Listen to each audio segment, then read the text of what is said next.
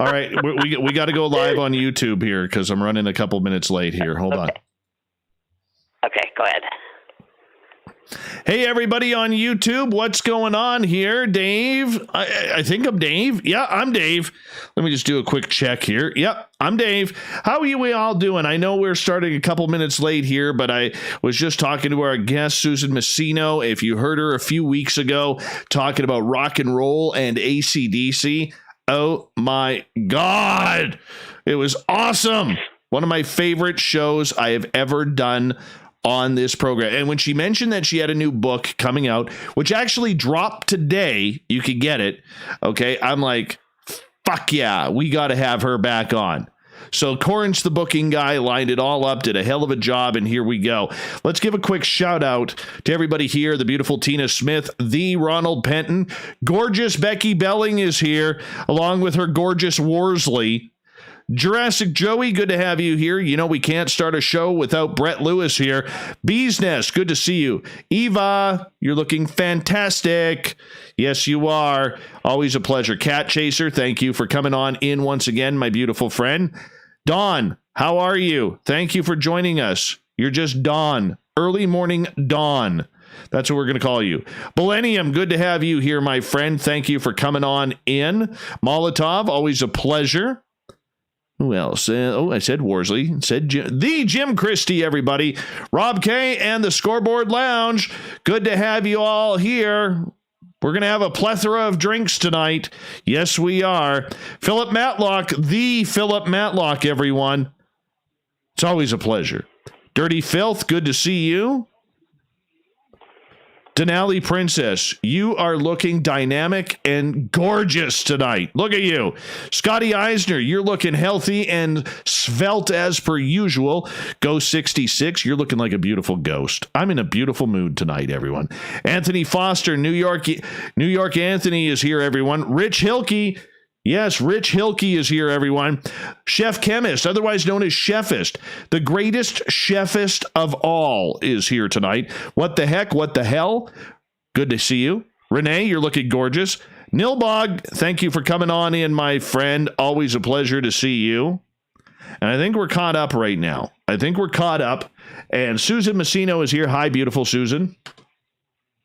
Hello, Dave. How are you? I'm good. I'm waiting for Bill WD-40 to get in the chat room so he can lube us up for tonight's show.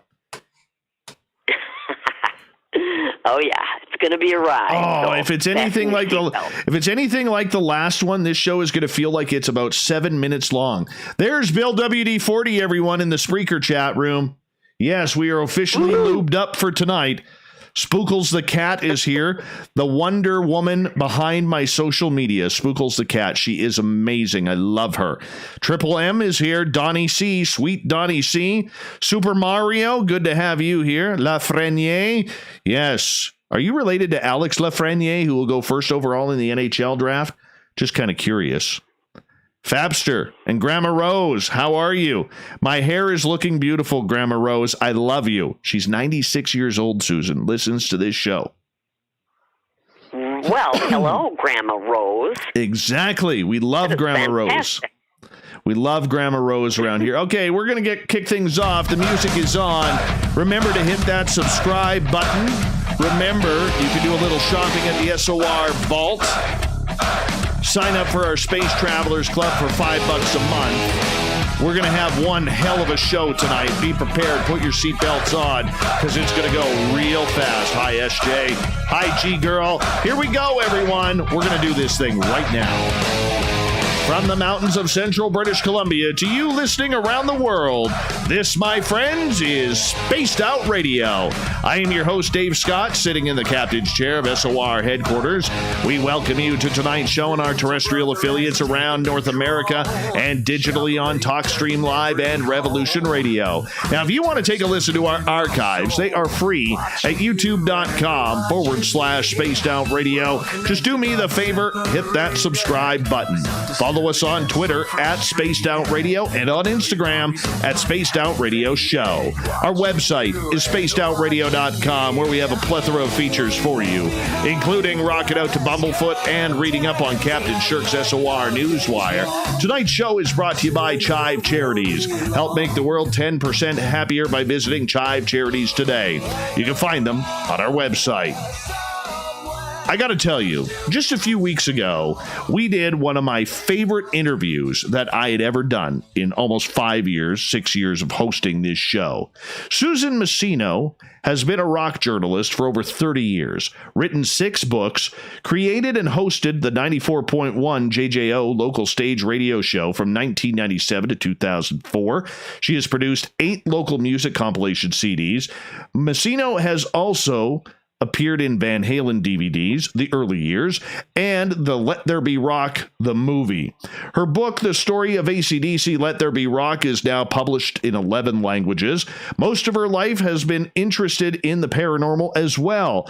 Susan has culminated into a self-published book, a bunch of stories called The Secrets of the Universe. We're getting into that tonight. Her website, susanmasino.com. You can find all of her books on her website or on Amazon. Then at the bottom of hour number 3, I am going to bring you the SOR Newswire, brought to you by Paranoia Magazine. Susan Masino, I got to tell you, I woke up at 7 o'clock this morning, 7:45 this morning, and it was like, I got Susan Masino on the air. I am so stoked to have you here tonight. Thank you for coming back on so soon. Oh, my goodness. Thank you for having me. And on the day my book comes out, I mean, what perfect timing is that? I know. We're beautiful. privileged. We're privileged here. Oh, no, I'm honored. I am honored to come back on because I had an absolute blast. Like you said, the last time we were on, it felt like 7 minutes. It was really weird. I know. It went by way, way too fast. And trust me, it is completely our honor to have somebody of your stature, your knowledge, and your fun on this show. For our listeners who may not have caught that episode where we talked about AC/DC and Let There Be Rock, I want them to get to know you a little bit. I read a little bit in the bio there, but let's find out about you. You've had a fantastic life, a fast-moving, fast-paced life.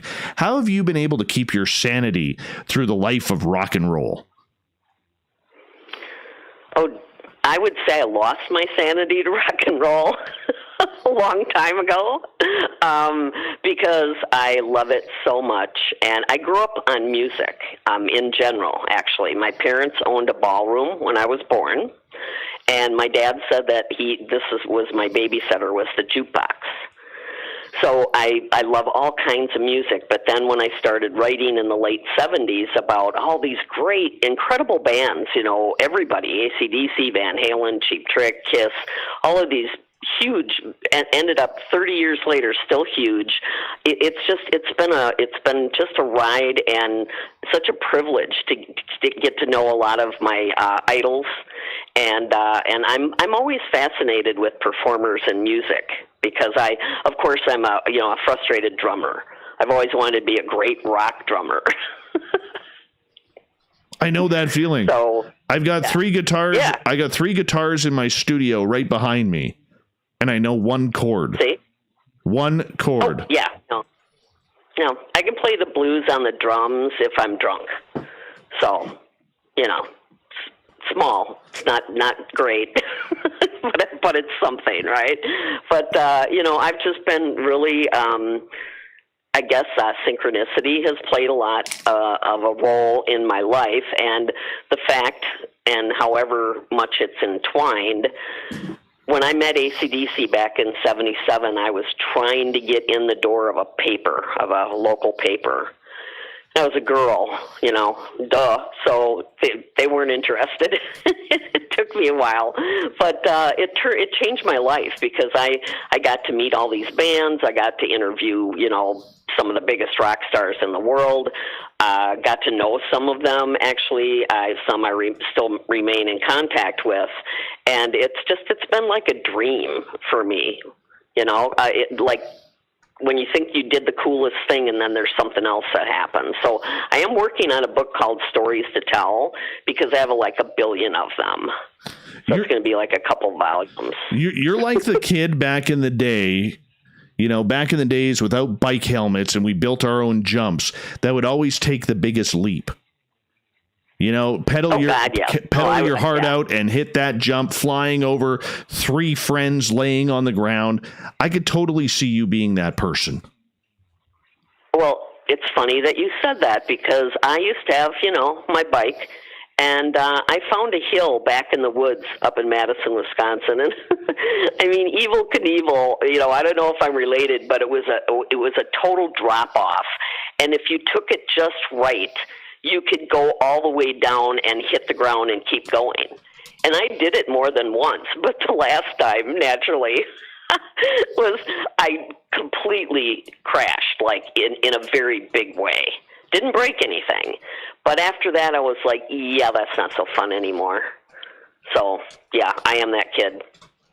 Susan, your love of music and your love of the paranormal are two of the most important topics in your life. How did you find the love of both? Wow. I would have to say, okay, the music was always there.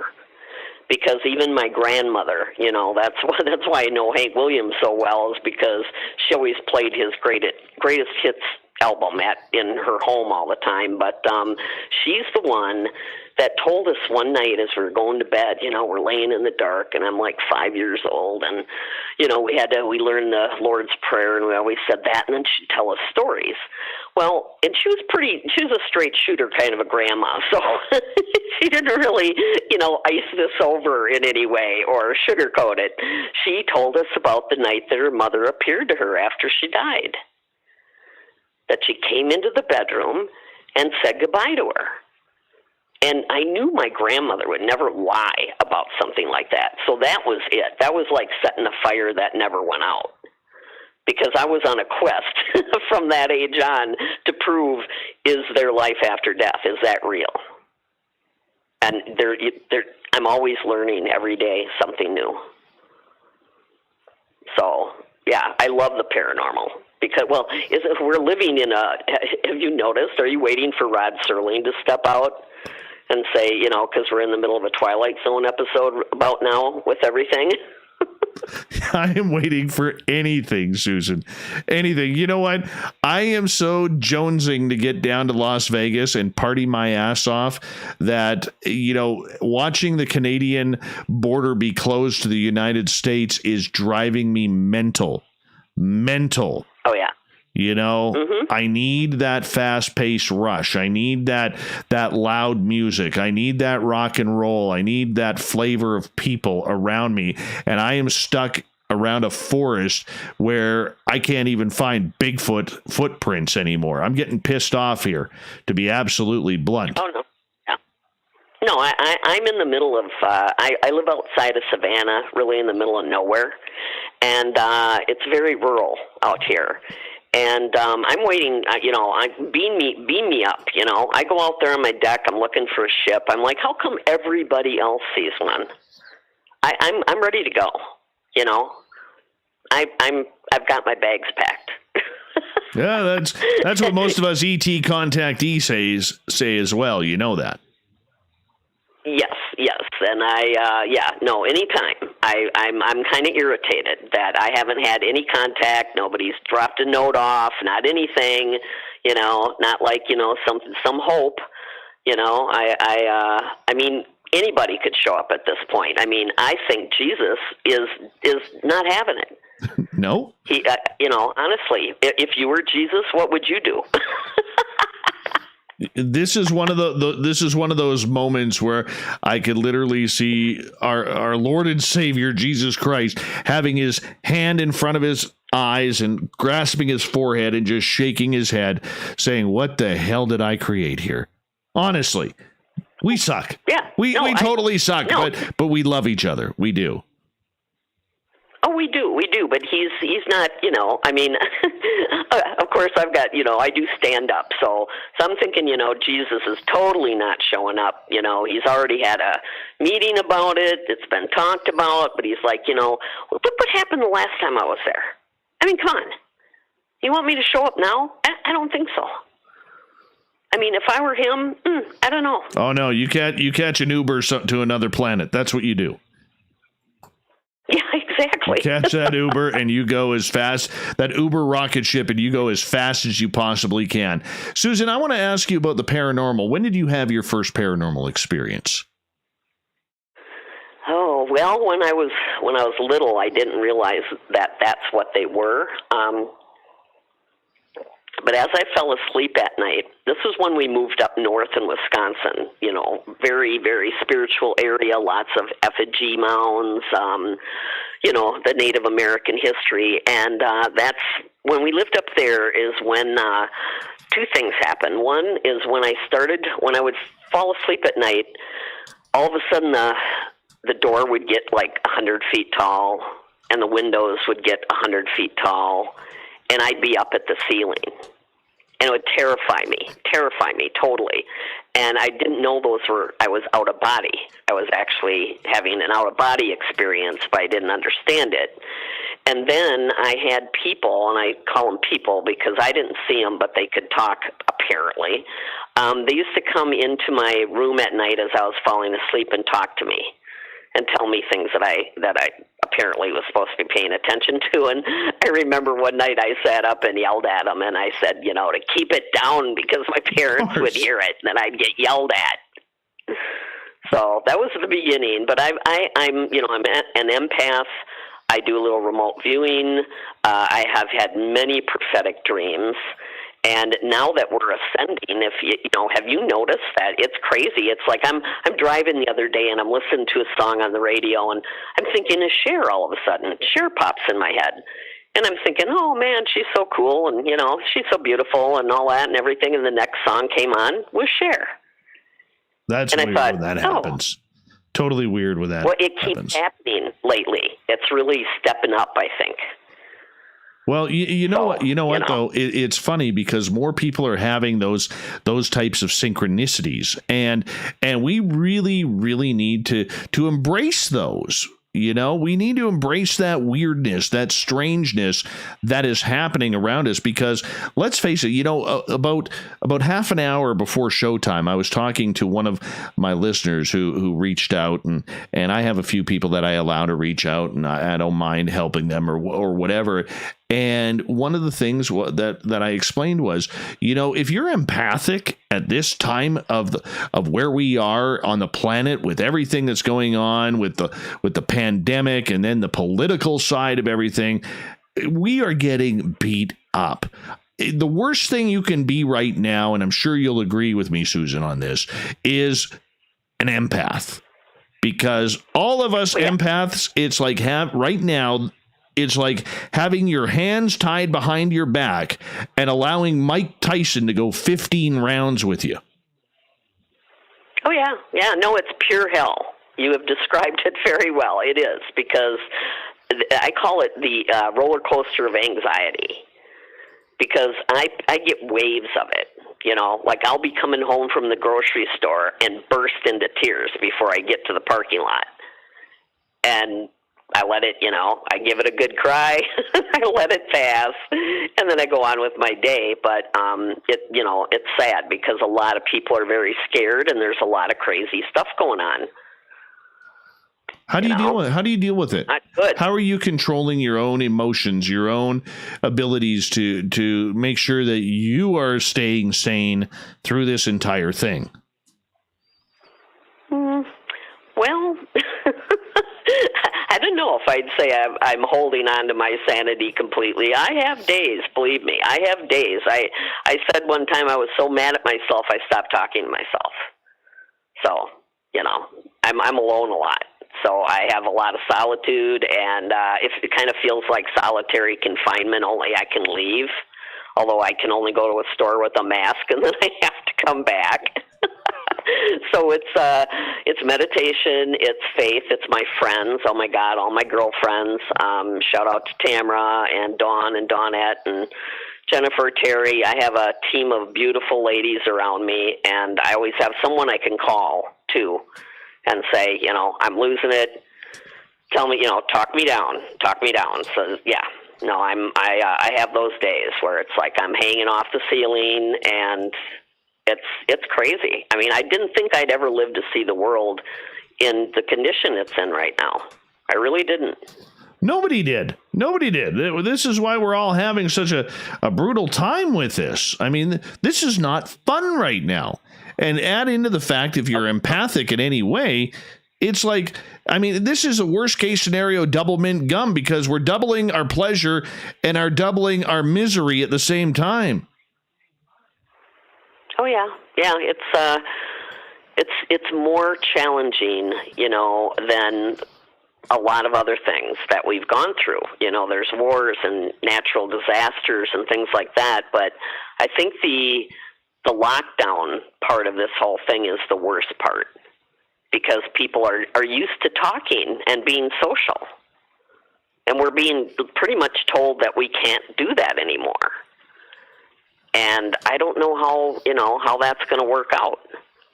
I mean, the virus, we that's got to run its course, of course, no pun intended there, but we have to get through that. I'm not saying, no disrespect to the people that are suffering from it, but it just seems like the way that we're handling it, I don't understand it. I don't understand why, the lockdowns. So, because like you can go shopping at Walmart, but you can't go to other stores because they're closed. Oh, I hear you. What? I hear you. Yeah. I don't get it. Some people wear masks, some don't. Some get sick, some don't. Some can work, some can't. It's too much there, Dave. I hear you. Questions. I hear you. I hear you. Susan Masino is our guest tonight on Spaced Out Radio. We got you for 5 minutes. Let's start going to the paranormal. Let's cheer this place up a little bit, because we want to be able to talk some ghost stories. Do you remember a favorite ghost story that you have that still sticks with you? Oh, my goodness. I have several. So, like, what kind? Something that I've experienced or something I've heard about, or because there's so many to choose from. I think we talked about this before, though, when I went to the Titanic exhibit in Chicago in 2000, and I saw a full-body apparition in the museum who was there, and then he vanished, like right in front of my eyes. And when you see that, then you're like, oh, wow. I've waited my whole life to see a ghost. When I was a kid, I used to sit up in bed at night and just stare, and think, come on, somebody's got to show up, right? So when I finally did, it was just a remarkable experience, though, because I saw him. He looked like a painting to me. It was, the Titanic exhibit, and at first, my brain made him into a life-size oil painting, which makes sense, right? But when I got close enough to him and looked right up at the painting, he turned and looked at me like I scared him. And when he did that, paintings don't move. So as soon as he moved, I closed my eyes, and I opened my eyes. I was looking in a mirror at myself, and there was no painting there. That was just astounding for me. But I've seen shadow people. I used to live in Madison, and I really call our place Ghost Central, because we had so much activity in that house over the years that we lived there. It was constant. Shadow people, Native American presence there, because I think we lived on a slope, and my girlfriends teased me all the time about, your house is probably on a burial site. You know that, right? And I'm like, yeah, we did find an arrowhead in the backyard, too. So we used to have, everybody saw apparitions in the house in Madison. And my son, he started recording things while we were in bed at night, and stuff that scared the living hell out of me because you're sleeping and you have no idea. And we picked up tons of activity in the basement while we were asleep. No kidding. So, yeah, that'll scare the hell out of you. No kidding. Stuff like that. Oh yeah, yeah. No, we had all kinds of stuff like that, and then I not so much scary. I mean, I don't like it, like if something makes me feel scared, I won't allow that because I don't go out investigating on purpose anymore because I got totally poisoned at Bobby Mackey's in Kentucky. I went down there, and an entity went through me, and I ended up in the ER 2 days later, and that was not fun. So I have to work at protecting my energy because I'm in a haunted, Savannah's one of the most haunted cities in the country. So I'm always kind of like I have to, keep my light around me mentally. I pray. I bring in Archangel Michael, which is a great thing to do if you ever feel scared or threatened or you need strength. I totally believe in that of the spirit realm, spirit guides. I definitely have guardian angels. I mean, there's been so many things that have happened to me that I should have she should have left then, but somebody was watching out for her.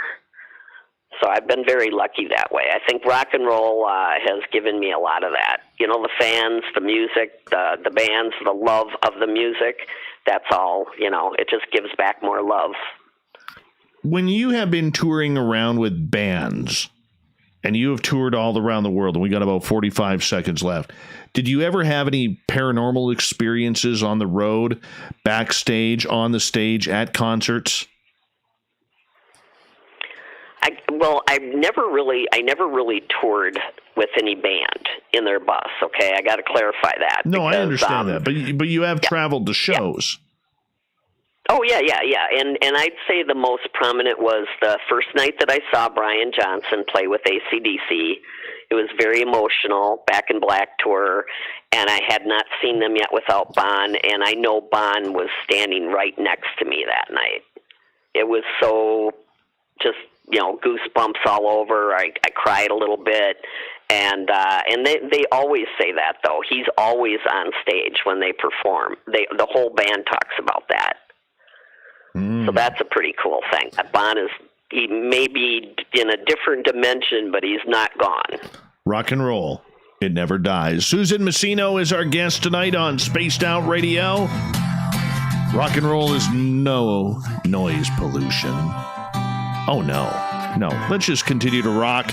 Talk some paranormal. SusanMassino.com is her website. We'll be back with the second half hour of Spaced Out Radio right after this.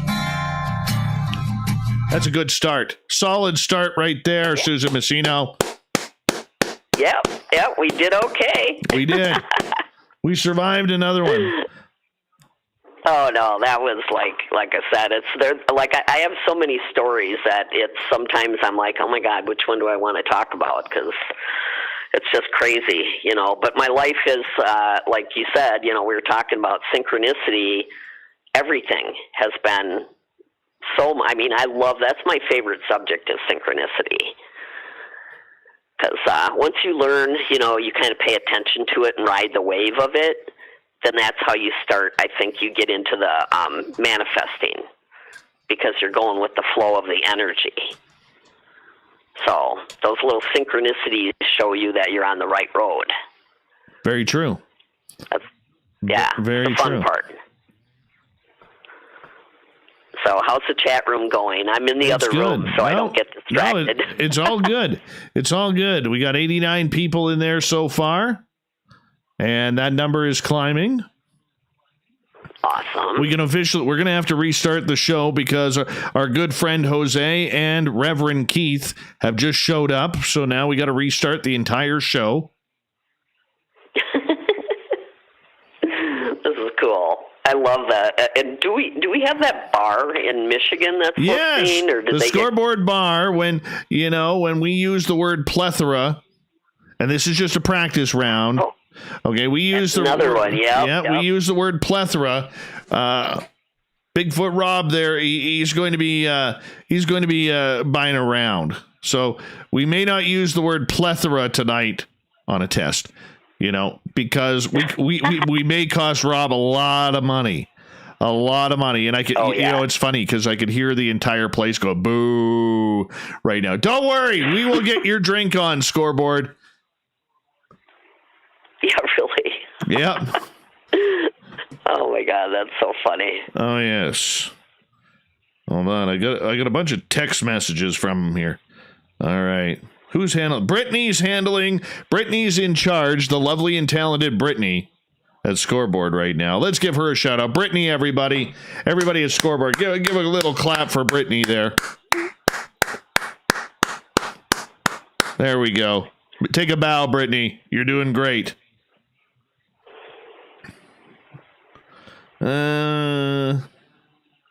Let's see here. Oh, yes. Okay.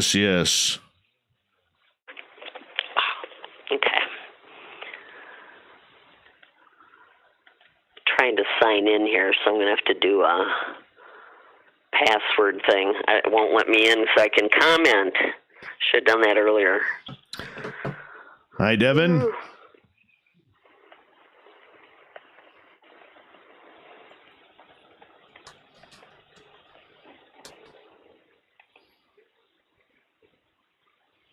We've got just over 2.5 minutes. Vintage Beard, how are you, buddy? Stunt Brat, good to have you back. No, password's at the top of the hour. There's my gorgeous friend, Teresa. Love her. Love her.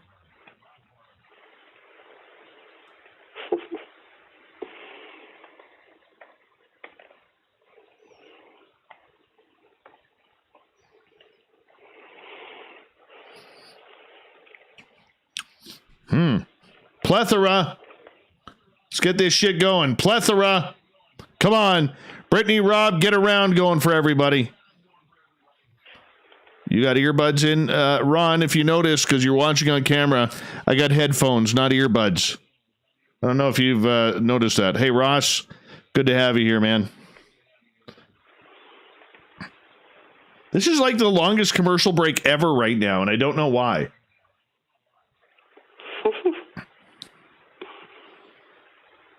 Maybe it's because I'm pumped up tonight.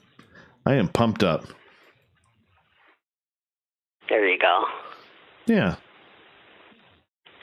1 minute. No, I am too.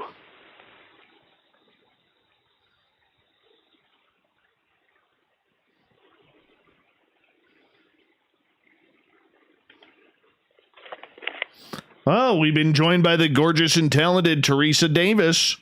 I got a gorgeous Teresa and a gorgeous Teresa in my room. Dark hour, your hair and beard are looking fantastic tonight. Solid combination of manlyhood right there, my friend. Manitoba Becky's here, everyone. The gorgeous and talented Manitoba Becky. The wonderfully talented Minister Elaine is here. Can we get an amen for her? All right. Remember, hit that subscribe button if you haven't already. Hit the bell thingy. I'm almost sure what that does. Give us thumbs up, thumbs down, whatever you want. I don't care about that. Just give us something, man. Shop at our SOR Vault on our website. It's a great way to support what we do.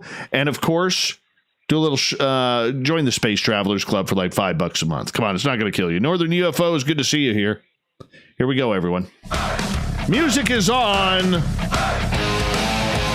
Second half hour is underway tonight on Spaced Out Radio. I'm the guy behind the microphone, Dave Scott. Thanks for getting weird with us tonight. I want to remind you that if you've missed portions of this show or others, check out our free archives at youtube.com/Spaced Out Radio. Just do me the favor, hit that subscribe button. Our website is spacedoutradio.com, where we have a plethora of features for you, including rocking out to Bumblefoot and reading up on Captain Shirk's SOR Newswire. Tonight we are talking with Susan Masino. She's one of my favorite authors. She's a rock and roll chick, and I know she doesn't mind that term. She is one who has literally torn the roof off of AC/DC fans with her great book that's out called Let There Be Rock. She's got a paranormal type book out now, which I got to tell you, I'm interested in reading this. I haven't done it yet, for full disclosure, called The Secrets of the Universe, Universal Laws, Past Lives, Ghost Adventures, and more. Her website, SusanMasino.com. Susan, welcome back. Thank you. I got to tell you. Shout out to everybody in the chat room, and especially the boys and ladies in the bar in Michigan. Yes, a plethora of people listening to us tonight. It's wonderful. Have a drink on me. Exactly. Exactly. Well, it'll be on Rob tonight, the owner. But that's okay. You know what? I got to tell you before we go on, my voice is killing me tonight. I have taken on a project of doing a bunch of voiceovers for a UFO documentary. Ooh. And, well, not so much UFOs, but kind of about UFOs. So the video is shot all in Spanish. Old Davey isn't really up on his Spanish, okay? I'm not up on it at all. You know, if it was French, I'd have a better time because up here everything's bilingual. But when it comes to Spanish, so they're going to dub my voiceover onto the person who is speaking Spanish for the English translation of the documentary. So here I am racing before the show. I did 15 cuts in 45 minutes. 15 cuts. Wow. Yeah, that's a lot of talking. Amazing. A lot of talking. It is. Yeah, it is. People don't realize that, but no, that's a lot. In 45 minutes, that's great. That's good for you that you could knock it out that fast, really. I was flying. I played a couple of them back, and I'm like, I hope this isn't too cringeworthy. You know, because you know, the only benefit about it is I don't have to be on camera. The whole face for radio thing, you know, it is what it is. It is what it is. All right. Paranormal, Secrets of the Universe, Universal Laws, Past Life, Ghost Adventures, and more. Tell us about this book. Well, I call it my primer to the paranormal because it's a little book, and I self-published it. It's on Amazon, and it's 7 subjects, and pretty much, I mean, most of them are my favorite subjects, but like the last chapter is called Self-Love, and that one, I updated this book too. This first came out in 2013, and I updated it in 2018, and really changed a lot of the end of the book, including the last chapter was completely different.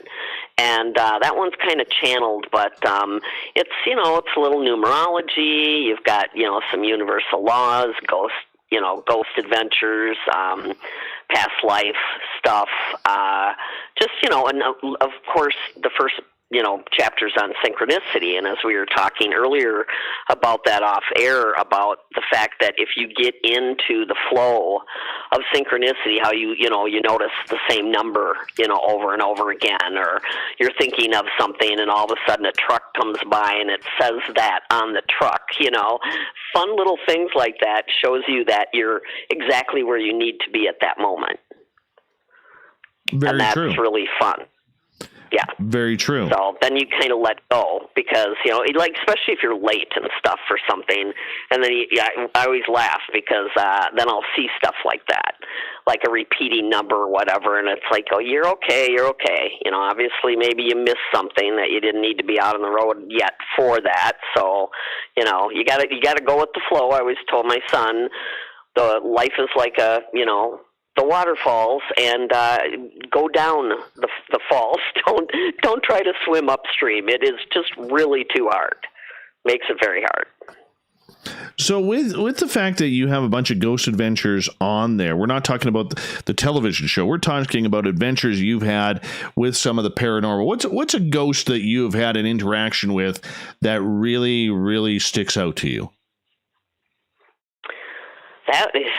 I know it sounds crazy, but this is one of the first times, really, that I had a conversation with one, and this is because of my son. We're in Sarasota, Florida, which is one of my favorite places to go on vacation, And there's actually there's a museum and an art gallery and a mansion and all that. And the Ringling Brothers Museum, they started it down there, and that's where the circus, the Flying Walendas, all these people in the circus, that's where they were based out of. So there's a circus museum.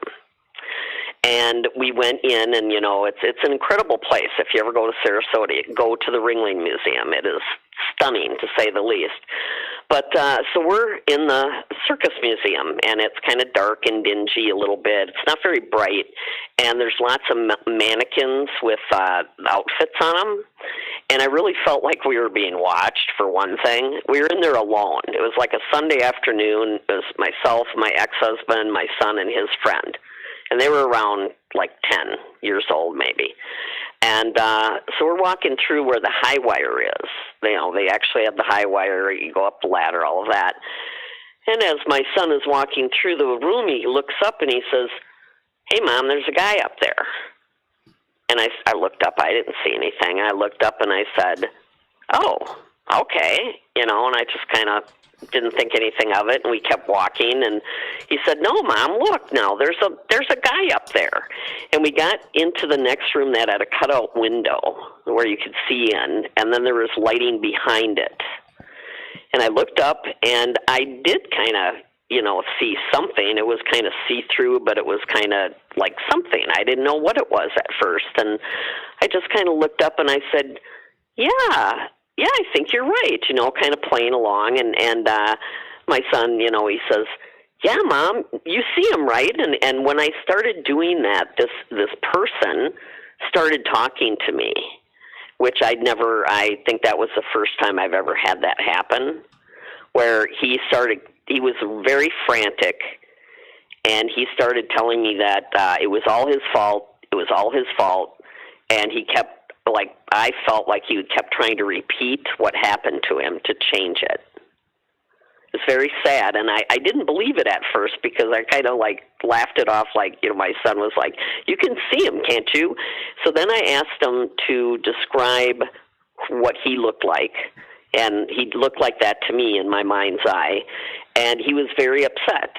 He was trying to change something that he caused, an accident. I had no idea of the history, so I didn't know what he was talking about. But I said, I said to him, we were talking to him out loud. I was anyway, because we're there alone. And I said, you know, I'm sorry to tell you this, but I don't think you can change what you're trying to go back and change. I don't think you can do that. I think you don't have to stay here. You can move on. And then he got really upset, and he said, no, all my friends are here. You know, no. And so we kind of, you know, like, talked to him for a little bit and thanked him for reaching out, I guess. And we joked about it, really, on the way home, about the ghost at the Circus Museum. I go home, and I go online, and I find out that there is a Flying Walenda accident that happened in, I believe, 1960, where a young man that fit the same description that we saw lost his balance and caused an accident that killed 2 people and paralyzed a third. And I truly believe that the young gentleman that lost his balance was the one that was talking to us. What did he say? What did he say? Well, he was frantic. He kept saying, "It was all my fault. It was all my fault." Like he just, you know, and he kept going up the ladder and going out on the wire. And I said to him, I don't know why I knew it, but I said, "You can't. I'm sorry, you can't change it. You can't go back and change it." And what's really weird is that we said prayers. Even after I got to Wisconsin, I wrote the Walenda family, and they did not appreciate it at all. You know, his name was Dieter, by the way, Dieter Shep. And his brother-in-law, he died, his brother-in-law died, and one of the Walenda sons, an adopted son, was paralyzed for life. So I really do feel like we reached out, and I actually did a guided meditation for him from Wisconsin. Someone advised me how to do that. And we went back to Sarasota and went back to the museum a few years later. They'd completely remodeled it. It was super bright and sunny. And we were, the same people were with me, the boys, my husband and the boys, and I felt people around me, but I didn't catch anything. And when like you'd be standing there and all of a sudden you lean over to say something to the person next to you and there's no one there. That kept happening. And then when we left, I asked the boys, I said, how was it for you guys? Did it seem different? And they said, oh, Mama, so many people were thanking us. Didn't you hear? They were thanking us so much. So now the museum is bright and sunny, and I still think the Wallenda family thinks I'm a freak. You're a weirdo. You're a definite weirdo. I am. Let's just put it out there on the table. Weirdo Susan Masino is our guest tonight on Spaced Out Radio. What made you write a paranormal book? I wanted to be on Coast to Coast. Ouch. Wow. I did. Well, that was one of my first goals, but I wanted people to know. Time out. That one just kicked me right in the ovaries right there. Well, this is, I did it, 7 years? I wrote it 8 years ago. That was my intention because I was a big fan at the time. And, but I really wanted to, open up some doors to people that might be interested, like the numerology chapter. Numerology is so fascinating to me, and I show people how to do it, on how to figure things out. And the fun part for me was I did Angus, Malcolm, and Bond's charts. Okay. And not shockingly, they all had one of the same number combinations. They all had one of the same in different positions. So that kind of shows you how completely, linked they were. They were, even when because everything is a number, even like the Akashic records, everything's is in numbers. And it's amazing if you get into that. So I wanted people that were interested, or even the universal laws, or mental light therapy on, giving yourself a medicinal meditation that you use colors, and because we're a rainbow, Dave. We're a rainbow. So you have 7 chakras. There's 7 colors of the rainbow. So think about that. Okay. Don't you feel like a rainbow? I mean, we're a frequency. We're a frequency that refracts into 7 places on the body called chakras, and there's 7 different colors. And I mentally, because I used to suffer from chronic migraines for 14 years without one pain pill, and I can prove that because I was so afraid of becoming addicted. I had to teach myself how to go to sleep at night in horrible pain. And if I didn't do my light therapy, I wouldn't have made it through. And that is just a meditation that you see light. You can use light like yellow light when your stomach is upset.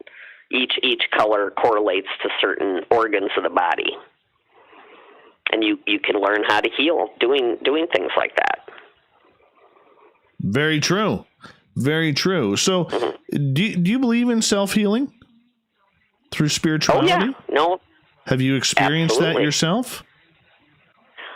Yes, I did. I've done it a couple times, and now we're going from weirdo to wacko. So Perfect. We're going down the list of W's. Oh, weirdo to wacko. We're on the woo train right now. A plethora of woo coming up right now. Yep.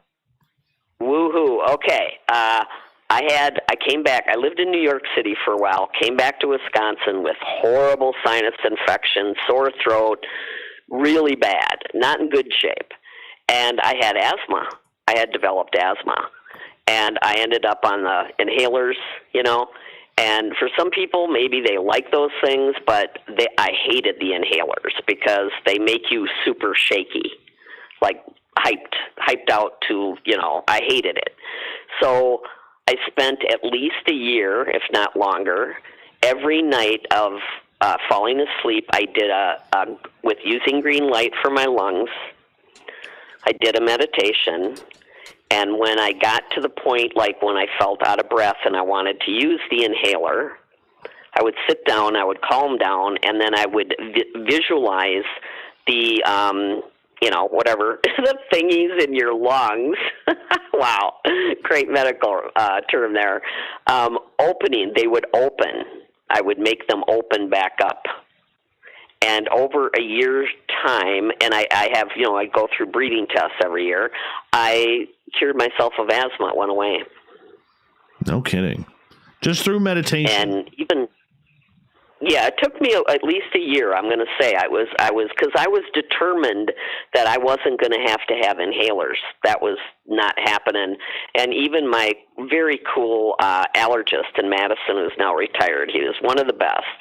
One day he was looking at me, and he stepped back and he said, "How did you get rid of your asthma?" And I looked at him and I said, "You probably wouldn't believe me." But he was intrigued. And then I also I cracked a wrist over New Year's Eve weekend by dancing like Gilda Radner and Steve Martin.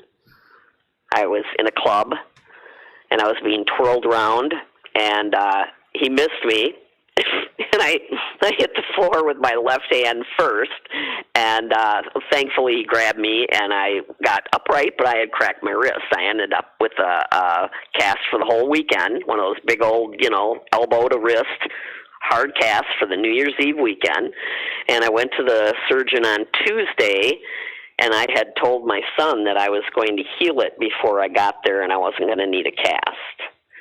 And we went in, and he cut it off, and I had my son in there because they have literally like 20 colors of casts. And I said, "Can I bring my son in and let him pick out the color?" And he said, "Sure." So we were fooling around, and the doctor cut the cast off, and he was getting ready to, prep it for a new one. He was playing around, and he looked at me, and he says, "Am I hurting you at all?" And I looked at him, and I'm like, "No, why?" And he was playing with my wrist, and he goes, "You don't need a cast." And he kept looking at the X-ray, and he goes, "I'm going to put you in a Velcro thing for 2 weeks. I think that'd do it."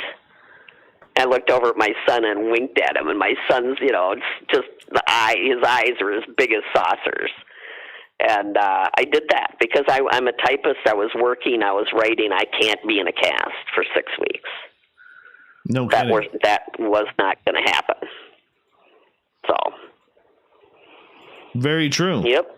Very true. Yeah. We've got about 4.5 minutes until we go to break at the top of the hour. Our good friend of this show, Susan Masino, and her brand new book that's out tonight on Spaced Out Radio. Okay, so let's go back to the whole paranormal side. We got the healing part down. You like numbers, though. You love the whole numerology thing. I do, yes. I do numbers with everything, and numbers are very powerful, and they're ways to decode things. It's very interesting how. Oh, I'll give you something that'll freak everybody out. Okay, let's do it. Right now, take your age that you would be this year, even if you haven't had your birthday. Write down your age that you're going to be this year, and add it to the year you were born. And it comes out 2020 for every single person I've tried it on. Hold on, I'm trying right now. I'm 47, yep. Born in 1973. So there's a 10. There you go. There's a 1, there's a 2, there's a 1, there's a 0. Look at that. It's 2020. Look at that. I tried it on like 8 people already. It works on everybody, and that scares the hell out of me. I'm like, uh-oh. What are you doing? What does that mean? What are you doing with the mathematics of this world, lady? I know. I mean, you can't mess with numbers. They are not, they're unmessable, okay? So everybody, it adds up to 2020 for everybody. So what does that tell you? I don't know. What does the audience say? Tell me, please, what that means. Well, I'm doing my son right now. He's 7, born in 2013. That's 2020. My daughter, born in 1999. She's 21. That's 2020. Mm-hmm. Yeah. Weird. I know. Weird. It's terrifying. I mean it. It's terrifying to me because I'm like, I feel like that's the expiration date. Like, 2020, man, this is it. We made it this far, and we're going to the new Earth, which I don't know if that means we're leaving the planet or not. I'm hoping not, but what are we going to do, right? There's so many things that need to be changed. So. Very true. I don't know. Might have to call in the mothership. And why aren't the crop circles being deciphered? Anybody? Does anybody want to read a crop circle for me? Because that means something. Those symbols have to mean something. Not a couple of crazy farmers in the middle of the night with a board. Some are. I'm not saying all of them, but some of those crop circles, I mean, isn't that kind of like a hey, hello, and why can't you figure it out? Quite possibly. Quite possibly. Yeah. Yeah, it's crazy. We've been looking at those for years. There's still nobody that's trying to figure out what the symbols mean. I'm like, I think somebody's trying to tell us something. But that's how I look at it. It's like, there's got to be something there that's trying to communicate.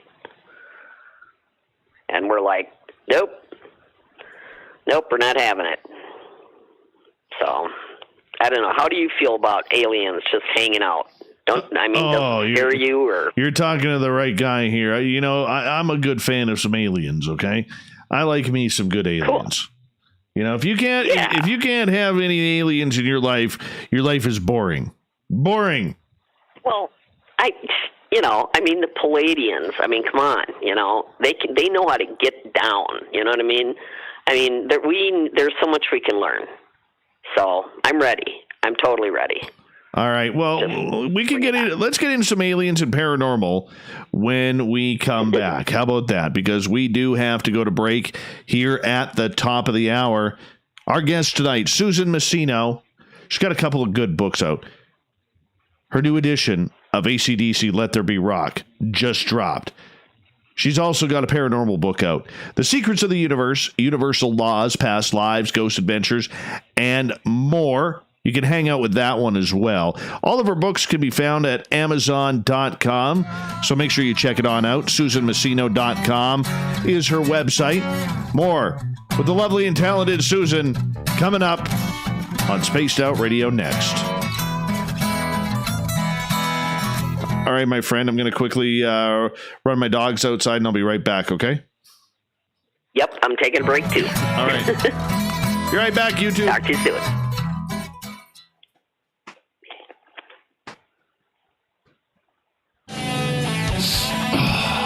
I'm feeling a little spicy tonight. What to do? Why not get Bumblefuck? 4 million Scoville units of pure hard rock. Bumblefoot hot sauces come in 3 flavors. The burning Bumble. Tone it down a bit with Bumblicious and throw the sauce on everything. Spice it up. Bumble me, baby. Bumblefoot hot sauce. Get it today at Kajans.com. Are you intrigued by Paranormal Talk Radio? You'll love the new Paranormal Radio app from TalkStream Live. You'll find a great selection of talk shows covering UFOs, ghosts, strange phenomena, and much more. Download the Paranormal Radio app now and start listening to the very best in paranormal talk entertainment, including the network you're listening to right now, the Paranormal Radio app, free in Google Play and the iOS App Store. Hi, Hi, this is Amber Beckrud, and I want to invite you to subscribe to our YouTube channel where we store all of the SOR show archives for free. And as an added bonus, every 2 weeks I'm posting brand new content on Cryptid Tales, where I will get into some of the spookier legends and folklore from around the world and tell the stories that go with them. Find us at youtube.com/spaced out radio and check out Cryptid Tales today.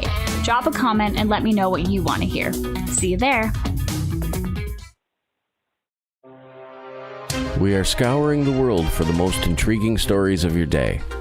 Take the time to read up on the SOR Newswire, where our team, led by Captain Shirk, will deliver to you some of the best paranormal and supernatural news, along with some stories that will blow your mind from the weird to the wacky.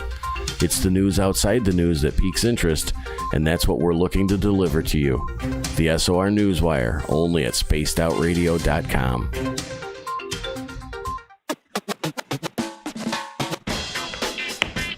The SOR Vault is open for business, and do we have some cool swag for you to pick up? All you have to do is head over to our website and click on the SOR Vault. You have a variety of cool logos to choose from, and put them on anything you want. T-shirts, hoodies, hats, coffee mugs, you name it, we can get it to you. So do your shopping by supporting the story you love. Get your Spaced Out Radio swag at the SOR Vault today.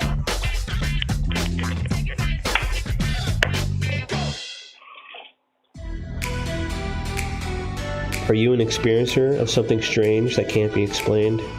Do you want help finding out what's going on? I'm Ryan Stacy, head of the Experiencer Support Association, otherwise known as TESSA.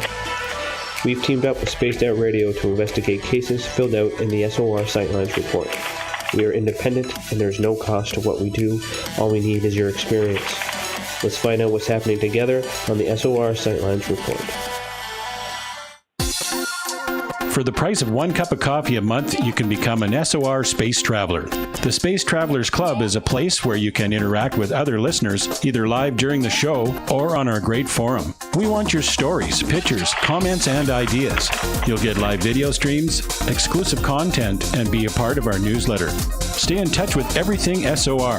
The Space Travelers Club is just $5 a month at spacedoutradio.com. Hi there, this is the paranormal lawyer Michael W. Hall. I'd like to invite you to listen in each Sunday night where we're going to open up your eyes to everything strange and paranormal. I will be hosting some great guests with topics that affect us all, such as UFOs, ghosts, and everything paranormal. Let's learn together on Spaced Out Radio Sunday with myself, Michael W. Hall, I'm back. paranormal lawyer at... We've got like 3 minutes. Hey, Conan's Review. Okay. Hey, Pharmacy. How are you? Dirty Filth. Good to have you here.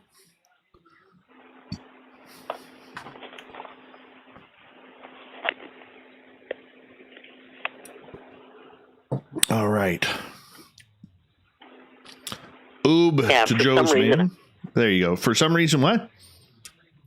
Oh, I'm trying to sign into Google to talk on YouTube, and it won't let me do it. So I don't know what the hell's going on here.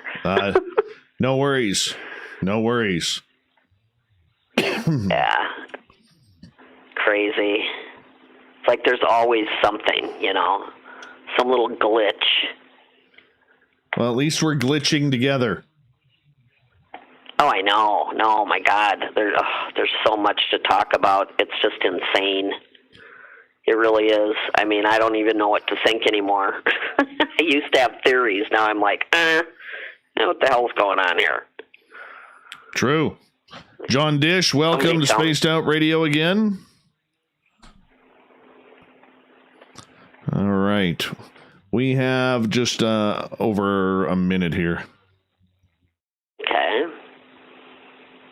Jeez. I'm trying to change my password, but it just keeps going around in the, like a circle. Yeah. Oh, well. At least I can watch it.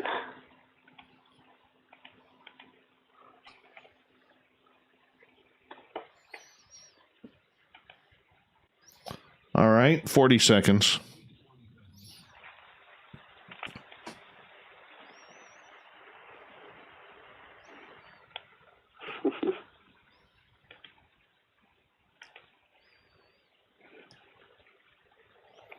All right, final commercial.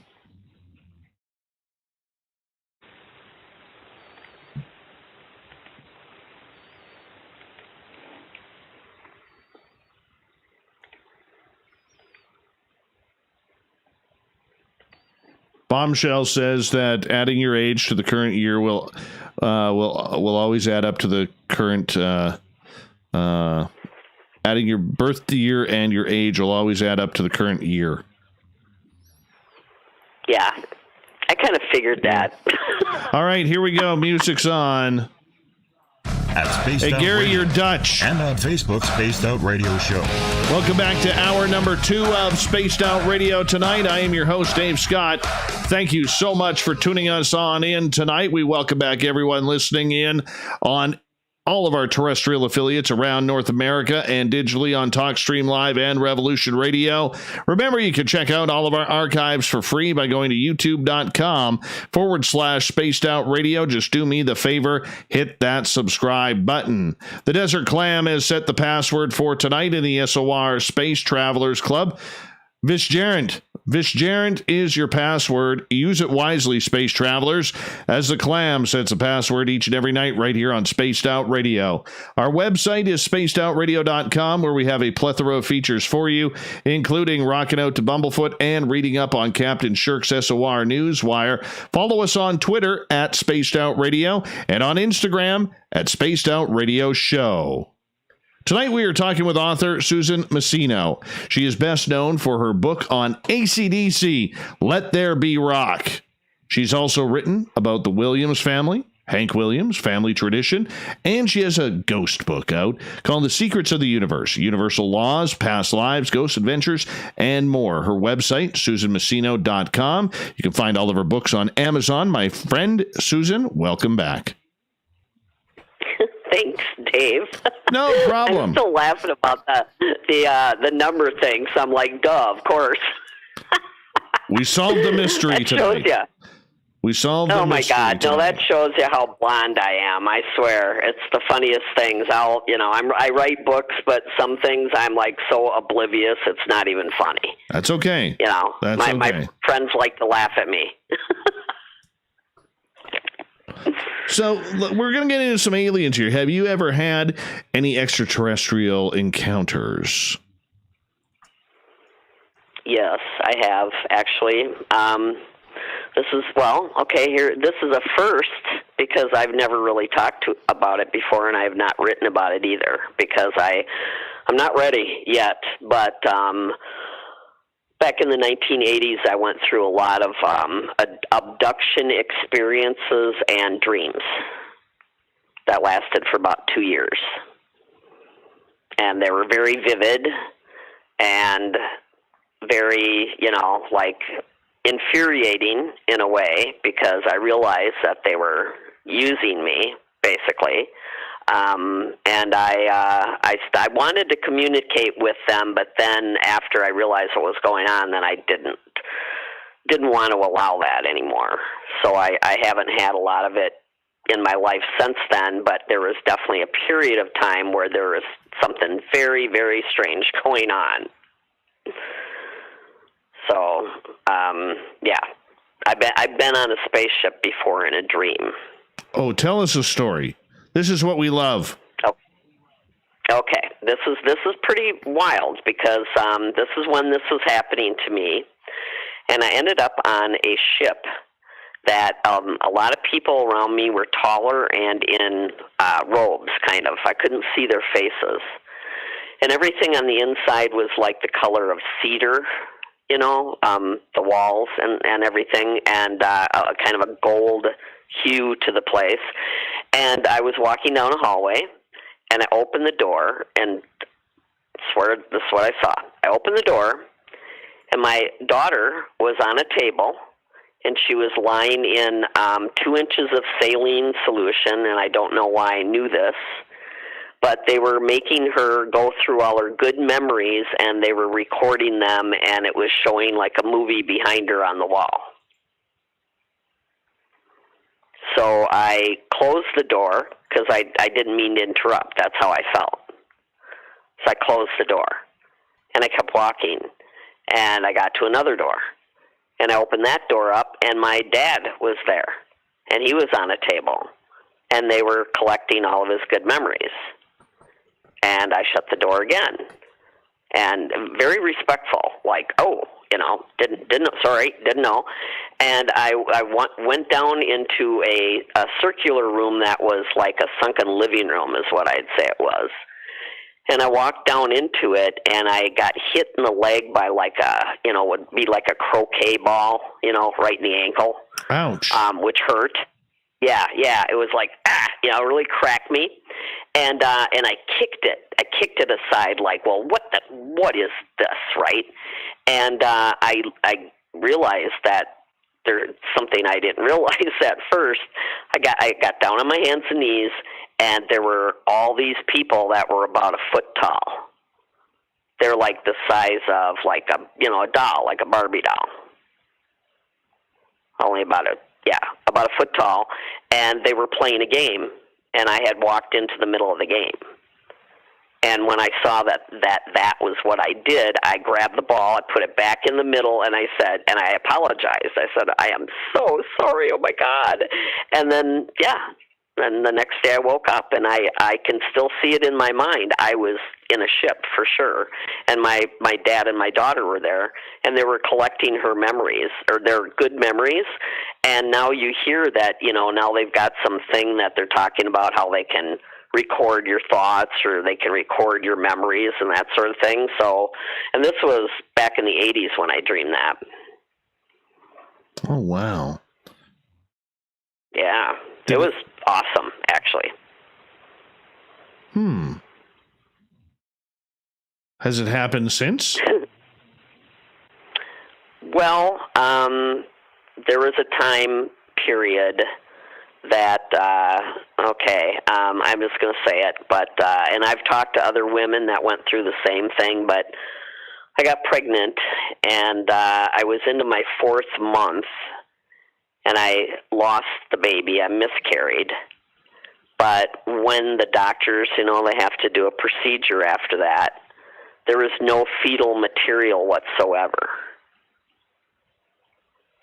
even though I was definitely pregnant for almost 4 months. I was into my 4th month. And there was everything. The placenta was there, but there was no fetus. And then I spent 2 years in dreams going to see a baby in an incubator that I couldn't hold. And that's when I realized after I went through that, because it was very traumatic. It was like, we were very excited, and it was horrible how it happened.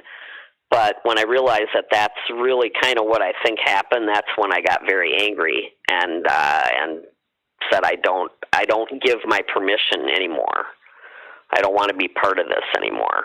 But I've talked to my friends that have had the same thing. They have the same dreams. Not all of them went through actual miscarriages, but I have found stories of women who have.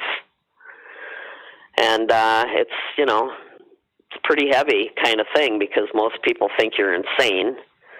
And I know what I know about what I dreamed, and I know I was definitely pregnant, and then I wasn't. And it didn't make sense. It was very, very rare, is what the doctor said, and he didn't really know what to say about it. He said it's very rare for this to happen. Wow. So, yeah, and I believe... Usually women who go through the experience of that you just have described have it happen a lot more than just once. There might have been more than once, but this one was, an actual physical pregnancy in life. I've had more dreams, and I don't know, if I participated more that I don't remember or something, but I know that happened to me. And even, I'll throw in here's a woo-woo moment for you. I was very excited. It was 1986. And my husband and I, this was going to be our first, and we were super excited. And I had a little morning sickness type thing, but nothing too heavy. It really wasn't that rough. And but one day he was at rehearsal. He was a musician, so he was out. It was a Sunday afternoon. I was going to watch a movie on the couch, and I vomited. Sorry, but I vomited all afternoon, and it was literally like if you take a root beer and shake it up. It was at least a bucket and a half of that. I don't know what it was. I never drank it or ate anything like that, but I blew it off. I was like, well, geez, well, you're pregnant, so yeah, you're going to throw up. But 3 days later, that's when I realized that I was having a miscarriage. Oh, that's terrible. The child wasn't there anymore. So you think you have a hybrid child that is somewhere up in space as of right now? At least one, yes. There might be more, because I know that, they do these things. It runs in families also. My sister has had dreams like that of abduction. And I've never talked about it before except with my friends. I have not written about it. And I guess I wasn't ready to, join the abductee group. Well, I guess I'm part of it now, but I know what I went through, and I know I wasn't. It wasn't made up. It wasn't an imagination or something. It was very real. And I do believe, though, that crossbreeding people with other people, if you will, I think that's just something that goes on in the universe. That's part of the universe. I don't look at it as a bad thing. Except that, it is traumatic, though. I mean, it was very traumatic for me because I didn't expect it at all. I had no symptoms beforehand of that I was having any symptoms or this was a rocky pregnancy or anything like that. It was just really quick. And, I obviously get out there somewhere. Born in 86, 86. I wonder if they celebrate the birthdays up there for these hybrid kids. Because that could be pretty lonely. Pretty lonely if you're not getting a birthday up there. That's for sure. Yeah, I don't know. It's weird because it's like they obviously can't live here, or do they? Because some people say that, I've seen people that look like aliens. I'm not kidding. There's some pictures of people on the internet, and you're like, oh, that's not right. That's, so there could be, they say that. Some people believe that hybrids live among us, and we don't even realize it.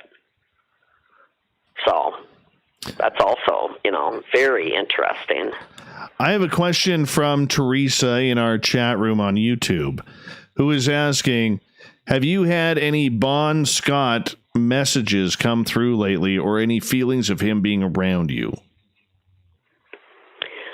That's a great question. Thank you so much for asking. I have had a very close connection with Bon, which started way back after he died. And I found out this is called a soul retrieval. And my friend, again, give her a shout out, Tamara Springer Gleason. She's a psychic medium, hypnotherapist, friend of mine. And she explained to me that I had done a soul retrieval for Bon. And I'm like, what is that? I don't know. I didn't even know what it was. But back in I'd say he'd been gone for a good while. It was probably the late 80s. I had this dream.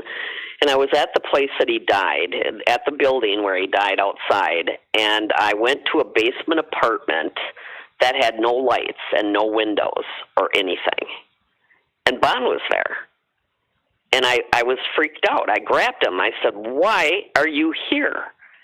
And I pulled him out. I said, this is not where you belong at all. And we went up the steps, and that was the end of the dream. And so Bon has come back to me many times in so many funny ways. Oh my God, he haunts me when I'm doing something. If I'm working on the book and stuff, he's everywhere. He makes his presence known all the time. But one of the coolest things he did, two things. One night he came and told me, after many years of not seeing him, that I was going to write this book before I knew that I was going to get a deal to write the book, Let There Be Rock. He came to talk to me about it. And then the next dream was during the writing of the book, which he haunted me ridiculously while I was writing it. And one night I had a full-blown, because I've learned how to process books more now. Back then in 2004, I'd never written a major biography for anyone. So I had written a couple of smaller books, but I was so overwhelmed. I was always thinking of all the years at once. Like I was having trouble focusing on, like, okay, stay in the 70s and then, make your way up to the 80s kind of thing. And I had a full-blown panic attack. I mean, we're talking hyperventilating, head between your knees. I'm going to die. My husband's asleep. My son's asleep. I don't want to freak anybody out. So I go to bed that night and I just plead to Bon. I'm like, Bon, I need help.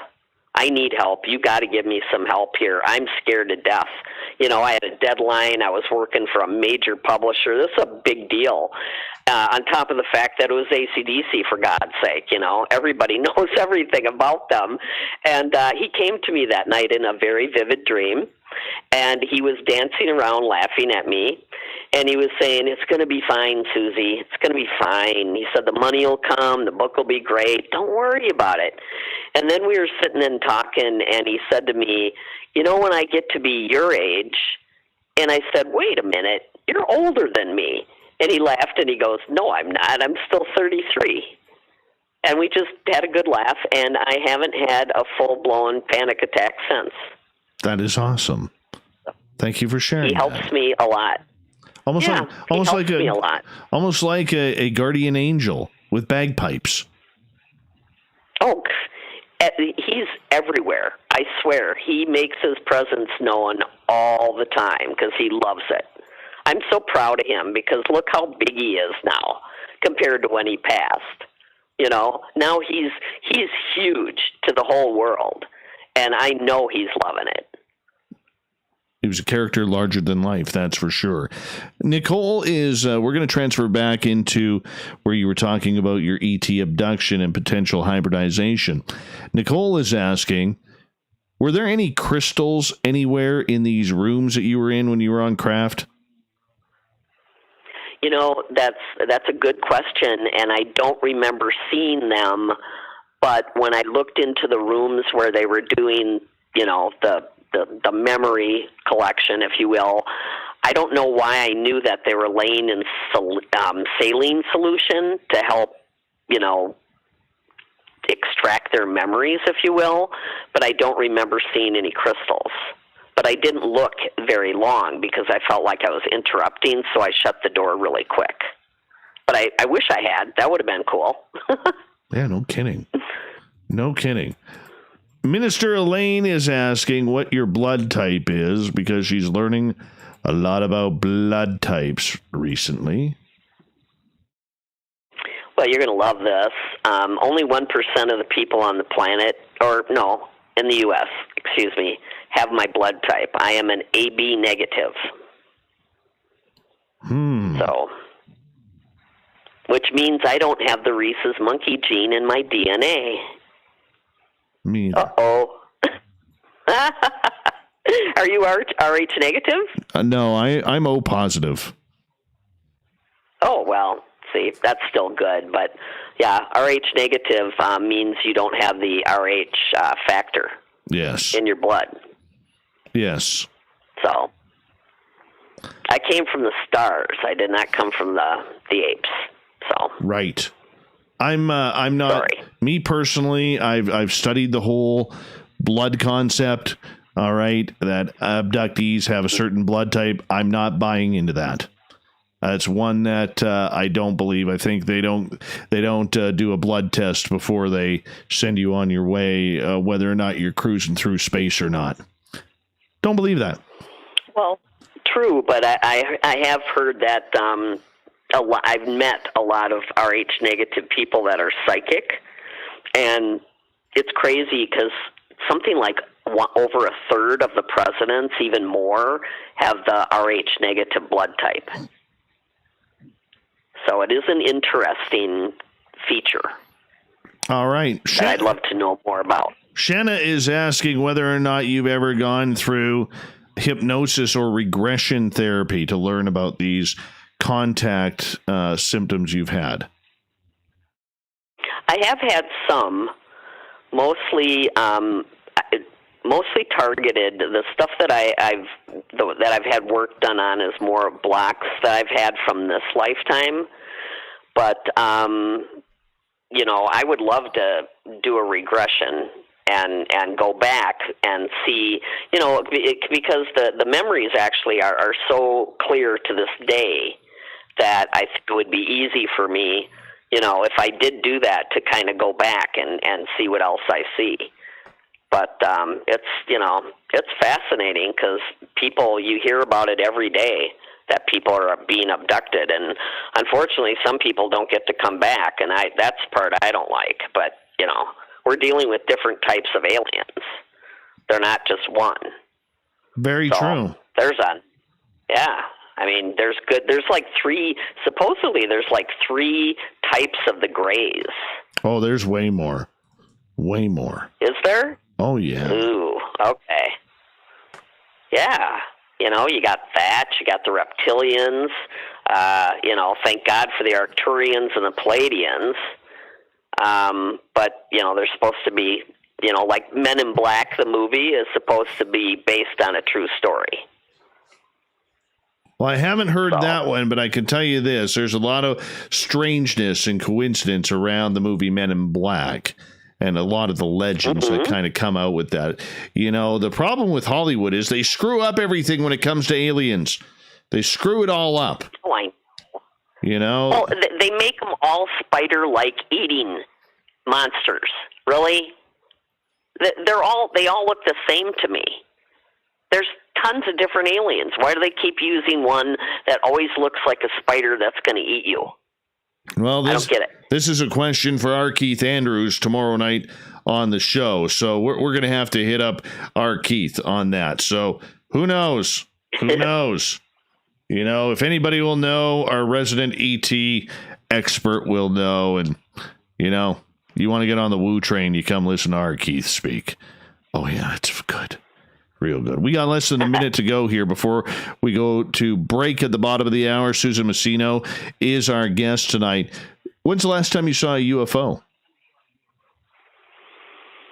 Actually, about 6-7 years ago, coming back from up north with my friends Tamara and Dawnette. It was a gigantic rectangle that glowed like pink light, and we saw it from really far away, and it was descending over the town that we were driving into. And what was really weird is that we drove to the other side of town to see if we could see it, and as soon as we got over there, all three of us was like, God, I'm tired. Let's go back to the house. And we just kind of, whatever. Like, all of a sudden, we weren't interested. We turned around, we went back, and a couple weeks later, someone caught a great picture of it going over the airport in Green Bay, Wisconsin. Oh, goodness. Well, let's get more into that. Let's get more into that when we come back from break here, because we do have to step out for just a couple of minutes. SusanMassino.com is our guest's website. You can find her books there, as well as on Amazon.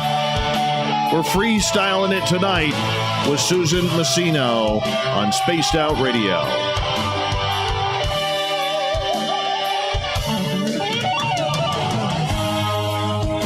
All right, there we go. Well, you outed me, Dave. I have not told anybody about my abduction experience. Well, Susan, let's think about what we do here for a second, though. If you got some aliens, you got some aliens. There's nothing you can do about it. I know. It's crazy. And, I didn't say this on the air, but when all this was going on... Hold on. Before you do that, remember, we're still live on YouTube. Oh, okay. I'll wait. Yeah, of course. Yeah. Of course. No, but I mean, it was very, very traumatic when it happened because I lost a child, and I didn't understand it for a long time. Mm-hmm. Took a couple years to really wrap my head around what I thought happened. So, but a lot more people have had it happen too. When do I get my collection of Susan Masino books? Oh my God! You know what? You have to send me your address because you should have. Will you autograph them? Did I send you Secrets of the Universe or? No, you didn't send me. Or you need both. You didn't send me Sweet Fuck All, lady. You sent me Sweet Fuck All. Okay. Well, you know, and I right now I have a guy down in Australia that still hasn't gotten a copy of his book. The guys in London weren't in their offices till August 1st, and I haven't heard hardly anything from anybody, and nobody's getting the books they're supposed to be getting. The bastards. So, the bastards. Very frustrating right now. Mm-hmm. I got to order some of the Secrets of the Universe, which I need to do anyway. Makes sense. But, yeah. I'm teasing you, by the way. Yeah, you got to. I'm teasing you. No, honestly, I mean, you know, I am so like, I mean, that's what happens is you end up promoting yourself. They don't do it. They just put the book out and they do a little bit, and then because they have other books, and I didn't realize it. You know, I have to do the work all by myself, or it's not going to be promoted. Mm-hmm. I am just, you know what? I am lazing in my chair right now. I am watching the full moon out of the studio, or what it looks to be a full moon. Is it full moon tonight? Oh, by the way, it was like. By the way, just so you know, that Pharmacy is stirring up some shit in my chat room saying that I'm a nice guy. Stop that immediately, please. Stop that immediately. Mm-hmm. I think I'm going to bang on my drum. Hold on. Where is my handle? There it is. There it is. All right, here we go. Hold on. Let's bang on my drum here.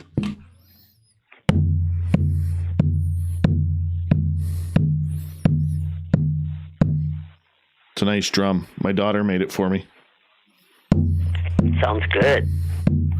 Apparently, I'm supposed to take this out into the forest and and it's supposed to attract Bigfoot. Oh. This has been blessed by one of our First Nation elders too. Ooh. Oh. You might make contact. I hope so.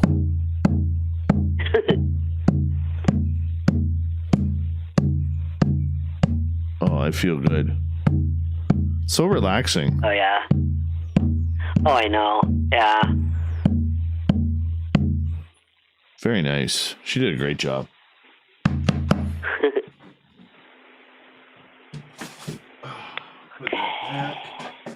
Where are we here? Oh, where are we? We got about just over a minute. Okay.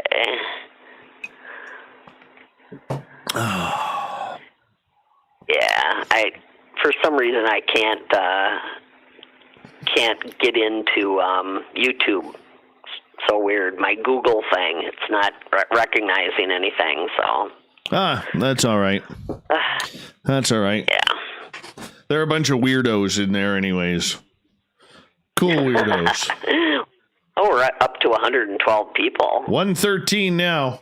113 now, yeah. Monday night, 114. We broke the record on Monday night. We hit 194. Oh, man. What were you talking about? Butch Witkowski is a pretty popular guy, and we have him on once a month. Mm-hmm. That's cool. Yeah. I like the numbers. 194. I can't wait till we're consistently in that 200 zone. That's where I can't wait to get to. I think it's going to happen soon. Oh, yeah. Yeah. Hold on. Here we go. Pick up your new SOR wear at the SOR Vault today.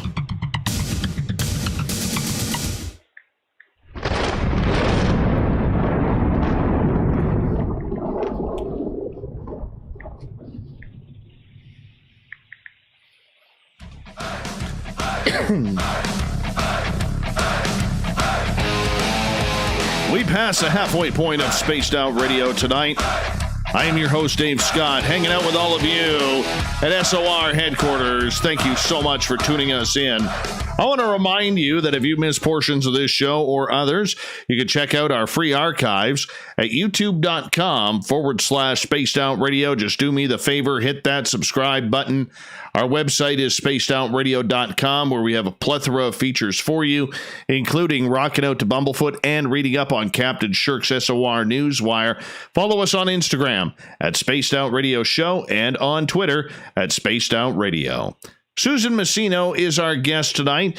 Her books can all be found on Amazon. We're kind of just running the gamut here on the show. Whenever paranormal works, she's a lot of fun. She's got a great book out on AC/DC, a great book out called The Secrets of the Universe. Her website, susanmasino.com, and I love chatting with her.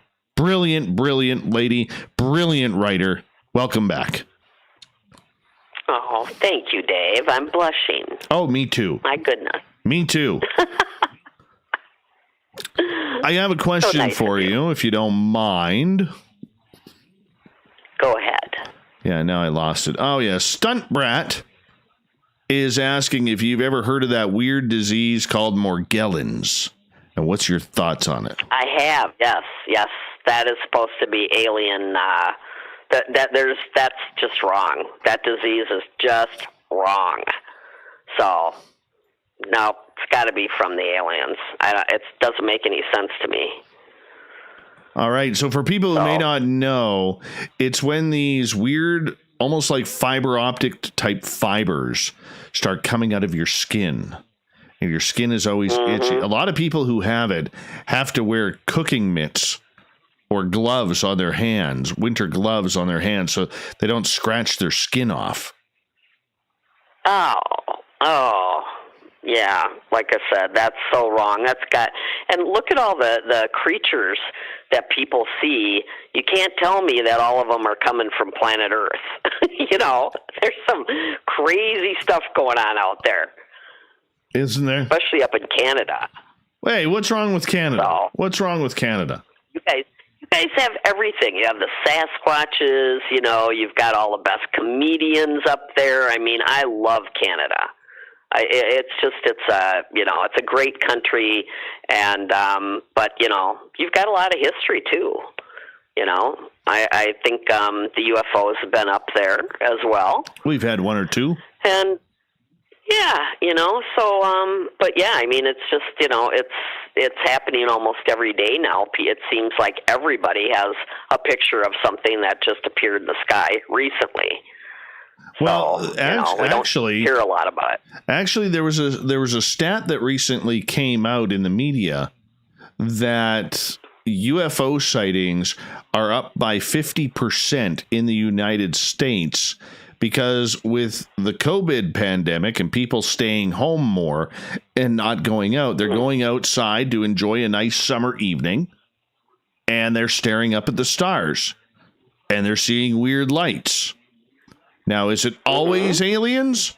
No, I'm sure the International Space Station gets a little bit of publicity in there. I think that satellites and drones do as well, but I'm sure there's been a few aliens spotted. I'm pretty sure. Oh, yeah. No, there's some weird things. What we saw, we actually have a picture of it. And I remember you just triggered a memory here of seeing something crazy while I was outside watching the stars one night. Is that something like a star? It looked like stars. You're looking at stars. Right. There was a white laser beam that shot out of one of them like a couple of times. And I was with a friend, and we both saw it. Wow. And it was like insane. Yeah, I don't know what it was, but it was definitely like it was up there. It was a long ways away, and something shot out this beam of light twice. I saw it twice. So, was it shooting towards the ground or in the sky? Towards something in the sky, yeah. Yeah, like toward another star is what we could only see because we didn't have a telescope or anything. But it was very visible, though. He saw it first, and then he's like, keep your eye on right there. Don't look away. And then sure enough, I saw 2 more. That is awesome. So that was kind of cool. Yeah. Look at you with the aliens. Yep. I love that stuff. Well, down here. Yeah, go ahead. They have a commercial. They have a commercial down here for Butterfinger Candy Bar. Right.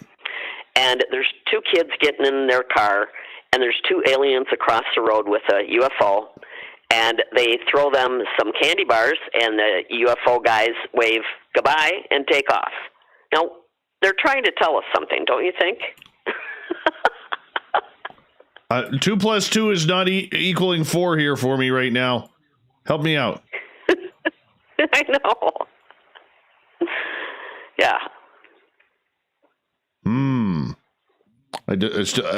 We don't get them fun American commercials up here. You wouldn't. You have no idea the pain of the Canadian commercial break. It's horrible. Oh. That's too bad. Yeah, I don't usually watch them myself, though. They're not my favorite part of the programming. No, I get you. But you never want to get stuck on a Super Bowl Sunday watching the Canadian commercials in between that have about as much spice and zip in them as pavement. Oh, That's too bad. I'm not a big football fan, but the commercials are the best for the Super Bowl. Mm-hmm. They really come out of left field with some crazy stuff. It's the way it should be. It's the way it should be. I know. Susan, I want to ask you, do you think you're a beacon of the paranormal? Oh, yeah. Pretty much. I'm actually working on a subject I'm going to be talking about tomorrow night, Freddie Mercury and Queen. And now the whole week, every time I get in the car and I turn the radio on, Freddie's singing. So I'm kind of being haunted right now. I tend to be haunted by who I work on. And like Hank Williams, when I worked on the Hank Williams book, that he materialized twice to me. No way. And I have witnesses. No, I do. I have witnesses. When I was working on the Hank Williams book, and of course, I worked on senior, then junior, then 3, the grandson. While I was working on the beginning of the book of Hank, of course, and I grew up in love with him and loved his music. My grandmother, played him all the time. And I was literally out by Mount Shasta with my daughter visiting on vacation. I was sitting, there's a place where you can walk down into this gully type where there's a waterfall. You walk underneath and you come around and you go up to a lookout. You look out, and then that's it. Then you go back up to your car or whatever.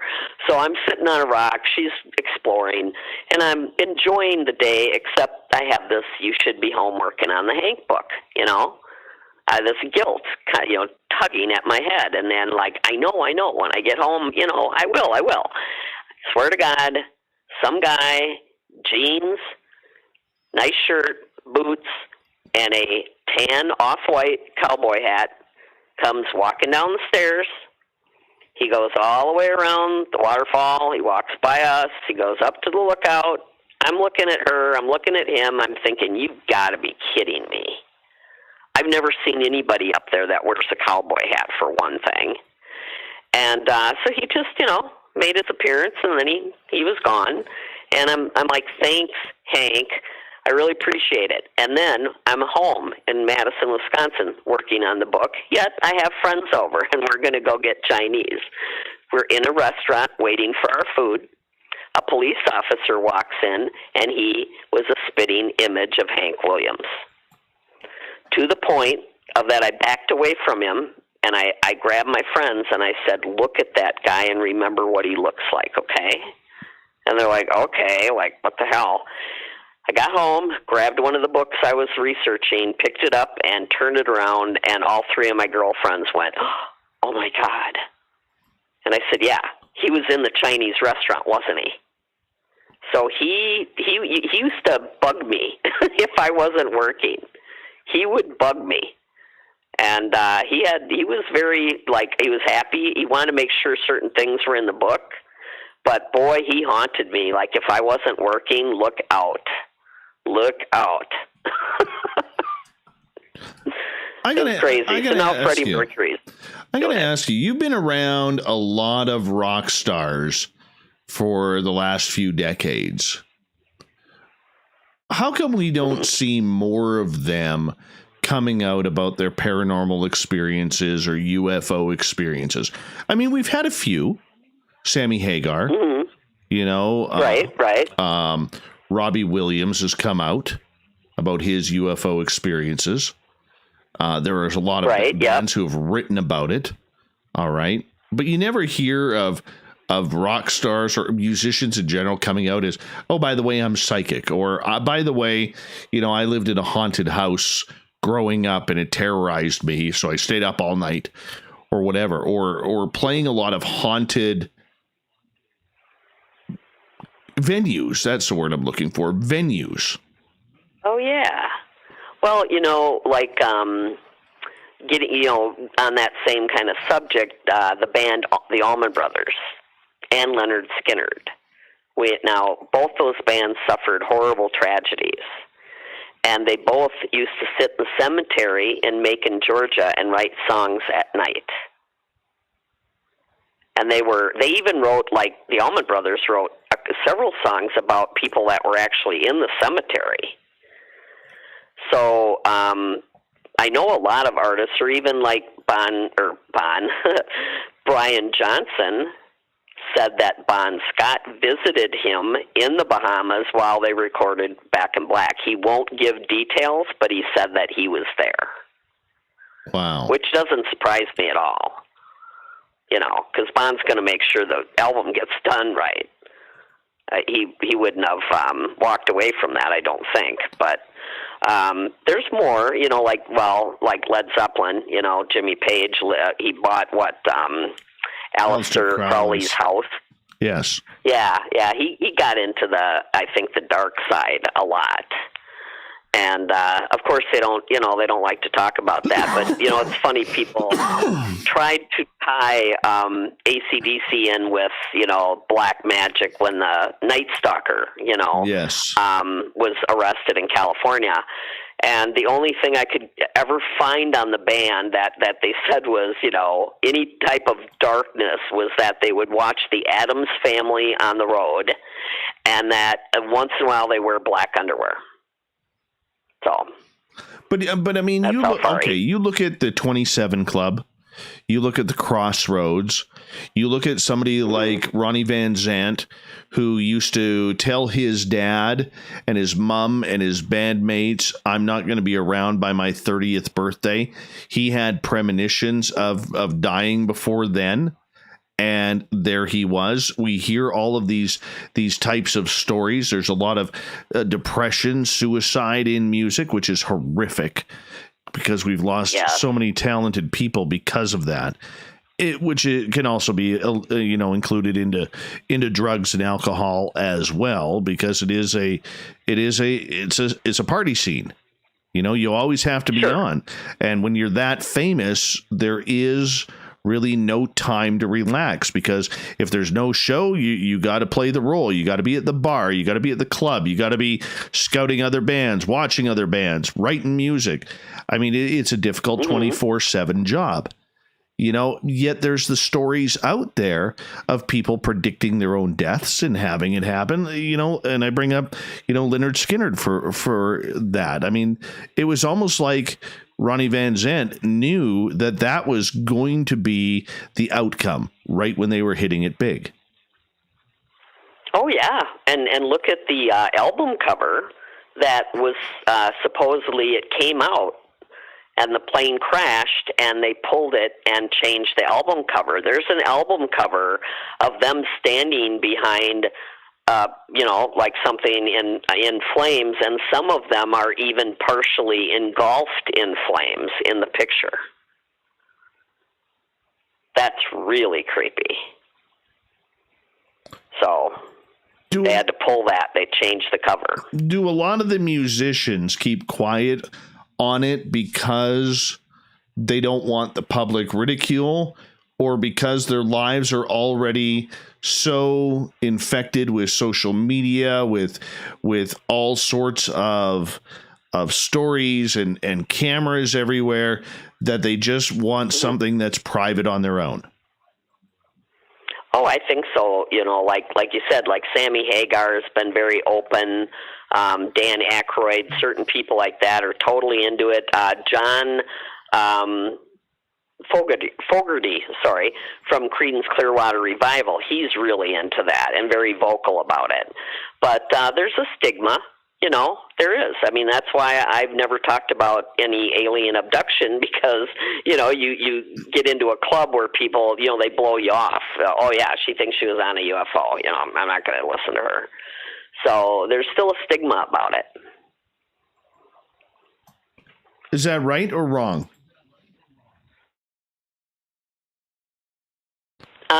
I think it's wrong, because people are waking up more and more. More and more people are having, if you want to call them psychic experiences, or, you know, it just, there's so many weird things going on right now. There's a show down here called Paranormal Caught on Camera.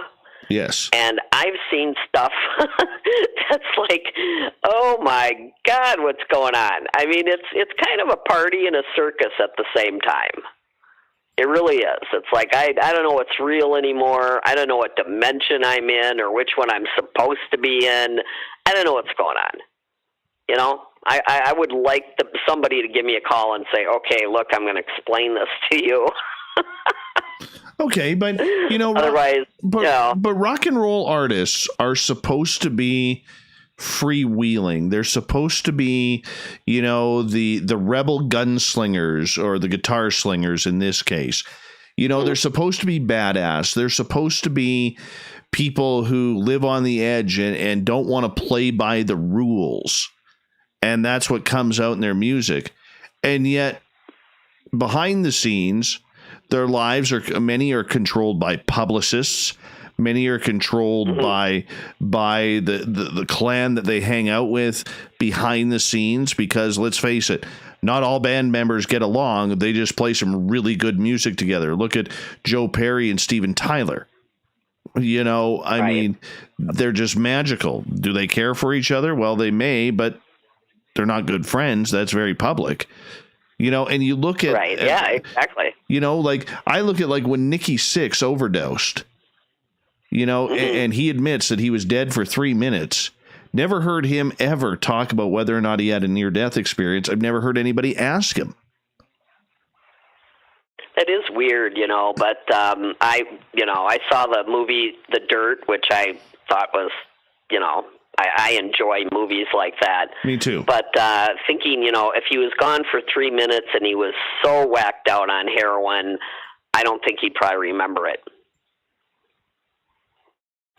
I don't know. I mean, you know, but like, let's say Holly and Hillary Williams, Hank Jr.'s daughters, were in a horrible car accident several years ago, and Hillary was driving. She died twice on the operating table.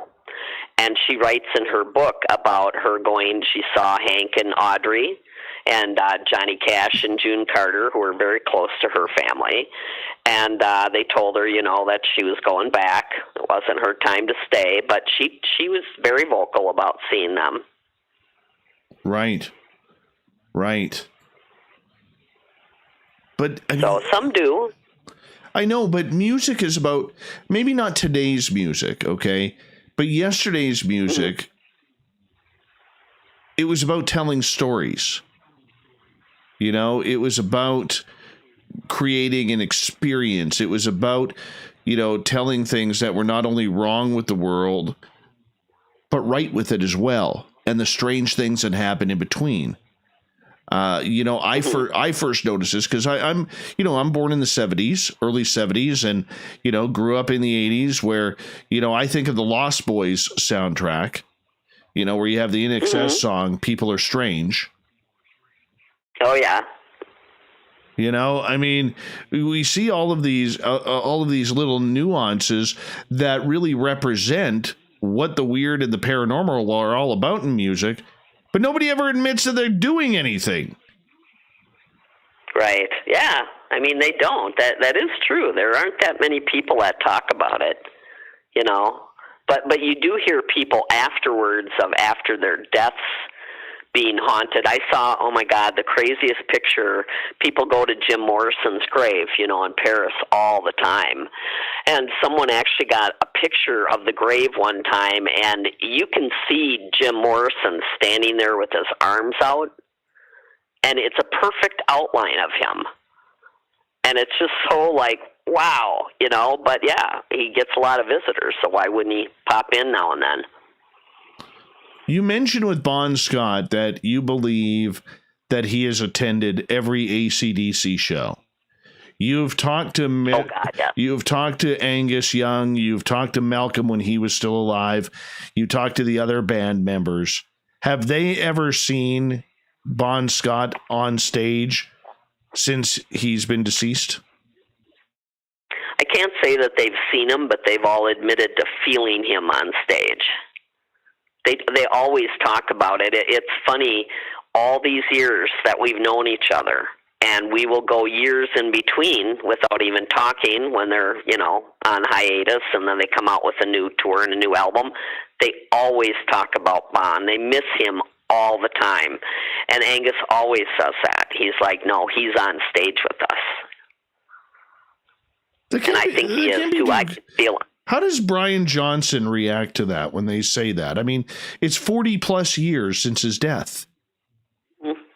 Oh, that's what makes Brian so special, is that now that I've known both of them, and Brian, I didn't believe that they picked the right guy. I'm thinking, who is this, and what are they doing, and oh my God, and Brian is so much like Bon in the way of being very humble, very down to earth, and always cracking jokes. He's so funny.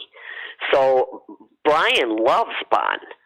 It truly, like, from his heart loves Bon, and he exuded that the day he walked out on stage with the band, and that it's never ended. I mean, that's why the fans love Brian, because Brian has always honored Bon. And Angus says sometimes, you know, when they get ready to go tour, a lot of times it would be Brian that would bring up an old Bon song and say, hey, let's throw this in the set list. I'd love to do this one. So he revels in it. Well, that's kind of cool. That's kind of cool. Oh, yeah. Yeah, he's a cool guy. Brian Johnson is an awesome guy. Very funny. Should be a comedian, but you wouldn't understand him because his accent is so crazy. True that. True that.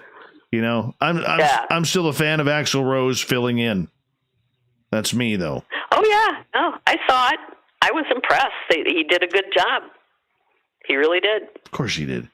He's the greatest frontman ever next to Freddie Mercury. Well, let's talk a little Freddie Mercury when we come back from the break. What do you say? Sounds good. I'm good for that. I'm good for that if you are. Yeah. I'm down with it. Me too. Me too. Susan, you get to sit around and hold on for just a few more seconds here, well, a few more minutes, because we are going to go to break at the top of the hour here on Spaced Out Radio. 2 hours down. 1 hour to go. Another half an hour with our guest tonight, Susan Masino, talking everything weird, strange, paranormal, including what's going on in the weird world of the music industry. Oh, yeah. Let's talk a little Freddie Mercury next on Spaced Out Radio.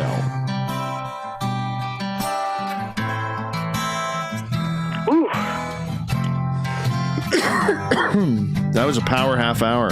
Show's flying by, dear. I know. That's what I was just going to say. We only got 30 minutes left. I know. Just getting started. I know. I mean, what?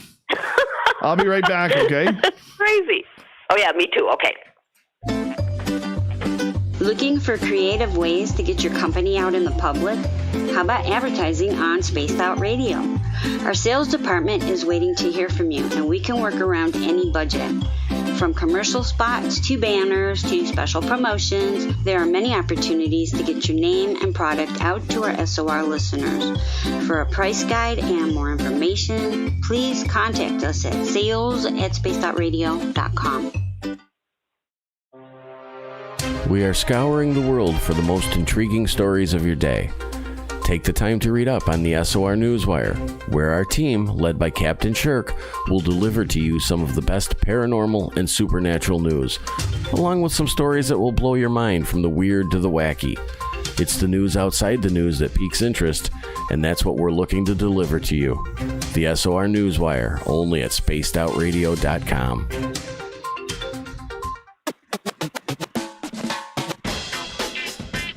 The SOR Vault is open for business, and do we have some cool swag for you to pick up? All you have to do is head over to our website and click on the SOR Vault. You have a variety of cool logos to choose from, and put them on anything you want. T-shirts, hoodies, hats, coffee mugs, you name it, we can get it to you. So do your shopping by supporting the store you love. Get your Spaced Out Radio swag at the SOR Vault today.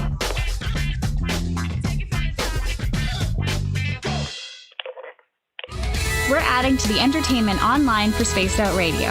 I'm Amber Beckard, and I want to invite you to subscribe to our YouTube channel and check out Cryptid Tales, where I will take you on a journey into some of the strangest legends and lore from around the world, relaying the stories to you of the strange creatures and experiences that people have had throughout time. You can find Cryptid Tales at youtube.com/Spaced Out Radio. And while you're there, don't forget to check out our free archives and leave a comment. See you there. We all know on Spaced Out Radio we love a good beard and mustache, so why not take care of your facial hair with Mighty Moose Beard Oil? Made in Canada, we're taking care of beards and stashes around the world. We use 100% natural ingredients with our oils and balms to make your whiskers feel silky smooth. Use promo code SOR2019 at mightymoosebeard.com today.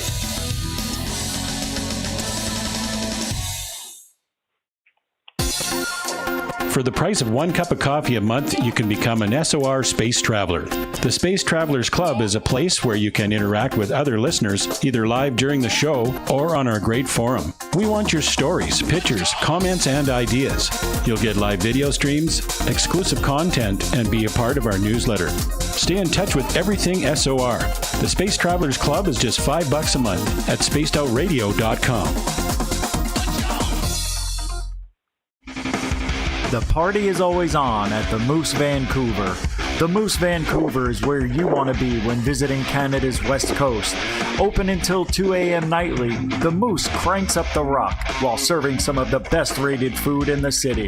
The menu starts at $6.95. Why party anywhere else in Vancouver when the Moose is right there? Get your horns up and rock with the Moose, the official party bar of Spaced Out Radio. Hello everyone, this is Ryan Stacy from the Experiencer Support Association, otherwise known as TESSA. We're glad to team up with Spaced Out Radio to help investigate your experiences on the SOR Sightline Report. Together, we'll investigate the strange sightings and occurrences you've had. We're looking for answers just like you. So fill out a Sightlines report on the Spaced Out Radio website and let's figure out what's going on together. Hello, this is your guitar man, Ron Bumblefoot Thal, and I have to tell you, I love the response I get for Little Brother is Watching from Spaced Out Radio fans. It's amazing how music can inspire and make people think deeper about what's going on in the supernatural world. You can head over to my website, bumblefoot.com, to check out my music. 2 minutes. Alrighty.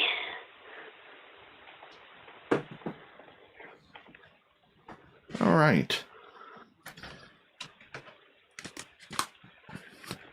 Hey, Vector, welcome back to the show.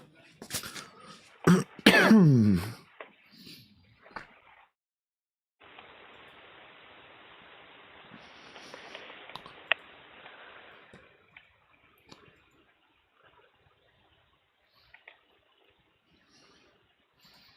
right, 90 seconds. Okay.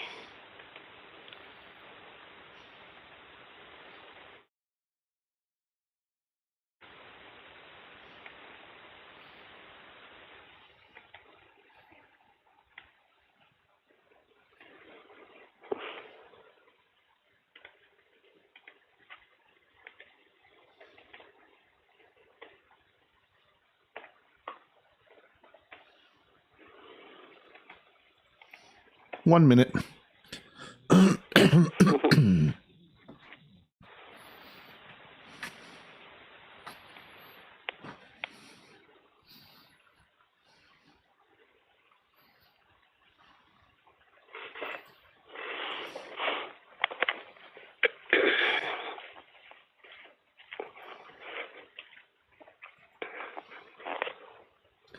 30 seconds.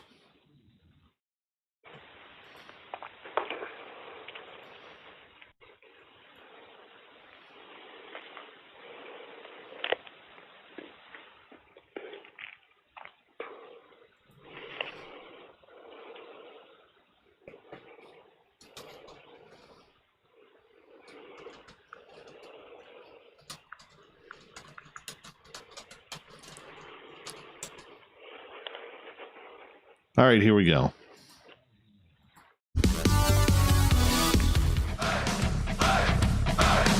Would you like to connect with us? Head to spacedoutradio.com for all your latest show info. Now, back to Dave Scott and SOR. Here we go with the third and final hour of Spaced Out Radio tonight. I'm Dave Scott, hanging out with all of you. Thank you so much for hanging out with me. We welcome back everyone listening in on our terrestrial affiliates around North America and digitally on TalkStream Live and Revolution Radio. All of our archives are free for you at youtube.com/Spaced Out Radio. Just do me the favor, hit that subscribe button. The Desert Clam has set the password for tonight in the SOR Space Travelers Club. Vice Gerent is your password. Use it wisely, Space Travelers, as the Clam sets a password each and every night right here on Spaced Out Radio. Our website is spacedoutradio.com, where we have a plethora of features for you, including rocking out to Bumblefoot and reading up on Captain Shirk's SOR Newswire. Follow us on Instagram at Spaced Out Radio Show and on Twitter at Spaced Out Radio. For the final time tonight, we introduce our guest, Susan Masino. SusanMasino.com is her website. You can find all of her books on her website or Amazon. And I'll tell you, we're dealing with a great book and talking a lot of paranormal tonight, as she has a book you can pick up called The Secrets of the Universe, Universal Laws, Past Lives, and Ghost Adventures, and more. Yes, we've pretty much hit it all. And you're starting to look into Freddie Mercury, the famed, hallowed singer of Queen. And by the way, I cannot stand their new singer filling in. Can't stand him. Horrible in my opinion. Adam Lambert, extreme talent. Yeah. Extremely good talent. Nothing to do with this talent. Yeah. You know what I can't stand is when you get these fill-in singers or guitarists and they play their own riffs and sing the songs their own way, rather than the way that you want to hear it and the way it's been, honored and sung previously. Yeah. No, it's hard. Well, who can replace Freddie Mercury? Nobody. Well, I realize Absolutely that. Nobody. I realize that. Okay. But I you know what? I've always been a Queen fan. All right. And the one thing I loved about the excitement is I think Adam Lambert has that same flair and flamboyance as Freddie did. Okay. But today's singers want to oversing everything. You know what I'm saying? True. Yeah. And no, I totally understand. And when I hear him singing like Fat Bottom Girls or Tie Your Mother Down or Bohemian Rhapsody or We Are the Champions, he's oversinging everything. Stop. Just sing the damn song the way it's supposed to be sang. Yeah. No, it is different, and it's not the same. It isn't. And he was, such an incredible character in himself. I did, speaking of paranormal stories, I was looking into the fact that he did a lot of haunting of the actor that played him in the movie Bohemian Rhapsody. Right. So he was came into his dreams. He was there. He felt like especially when he was singing and performing on stage during the filming, that Freddie was like right with him. So that's kind of cool. So what makes doing a story and a book and the research on somebody like Freddie Mercury so special? I think it's really the talent. I've always been in awe of talent, of musical talent especially, and I never get tired of learning about people. What made them so great? Oh my gosh! I mean, like the Hank Williams, the heartache that he put up with, and the physical pain that he endured until he died. Even with Prince, he was in pain before he passed, and they're so brilliant and they're so amazing, and that I just never get tired of being fascinated by that. Okay, so with Freddie Mercury, who even the great ones of today say is probably the greatest frontman ever in rock and roll history. When you look at somebody that powerful, that could command an audience the way he could control an audience and get them right into it for every song. I mean, that is power that most people do not have and will not have, whether they are playing on a baseball diamond, singing on a stage, standing or running for political office, or whatever it may be. I mean, to have that type of commanding presence is very rare, and it's getting rarer each day. Oh, I know. You don't see performers like we did, coming out like in the 70s and 80s, and so much is so cookie cutter now with just everything, the videos, the production. But Freddie, I mean, he had a four octave range. He was an incredible writer, and aside from being an astounding performer, but he wrote in all these different genres. He wrote rock, he wrote opera, he wrote disco. He was never, he could do anything. I mean, so many people have talked about, his control on stage and how, he could go from one register to another with like no effort. And watching him on stage, it's a celebration to watch him, because he's, especially the Live AIDS thing in 1985, I think, or 86. Oh, that was incredible. I still go and watch that on YouTube. You have to. Yeah. Oh yeah. No, it's still, you still get the hair standing up on your arms, And one of the band members, I believe Roger Taylor, said this about him. He said that Freddie had the ability to reach the last person in the stadium farthest away from the stage. He could still bring that person in, like, this is for you. And that's what he said was so magical about Freddie. Right. Now, was Freddie a very spiritual person in your research? I haven't found anything yet, but I'm not done. I think he was a very private, I think he was spiritual just by the way that he handled his life.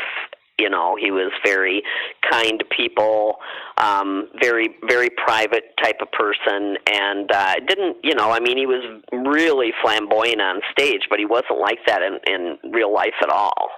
He did have his years of partying. Don't get me wrong. He was out there, doing the crazy stuff. But then he really settled down for like the last, 20 years of his life. He was quite the homebody. That's very true.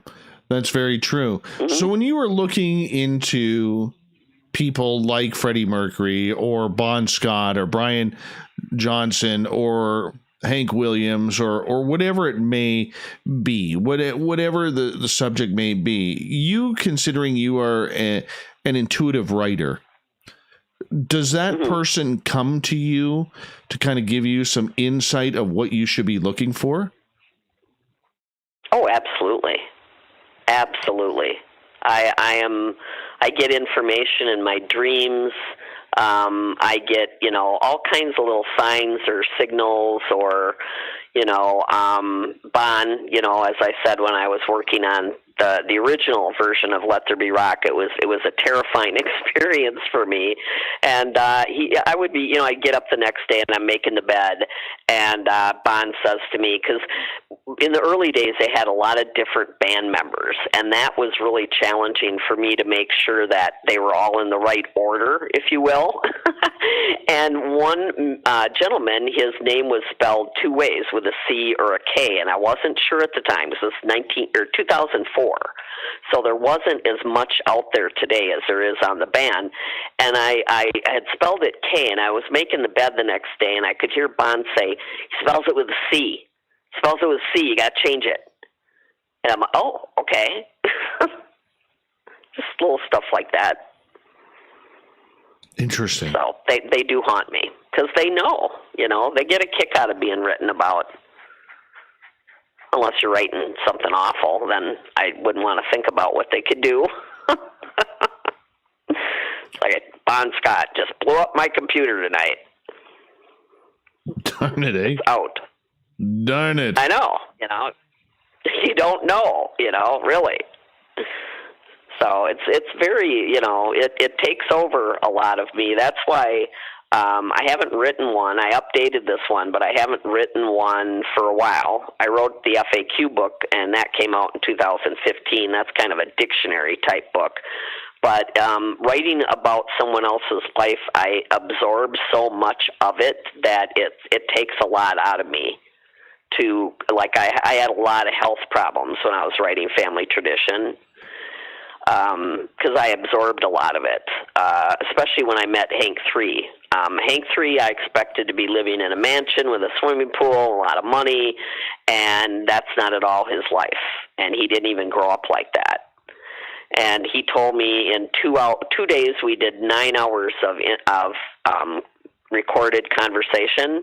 Not only did he break my heart, but it took me 2 months after I got home to listen to it again because it was that sad. And I had to write about it.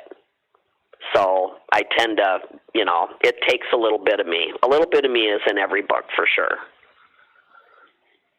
Susan Masino is our guest tonight on Spaced Out Radio.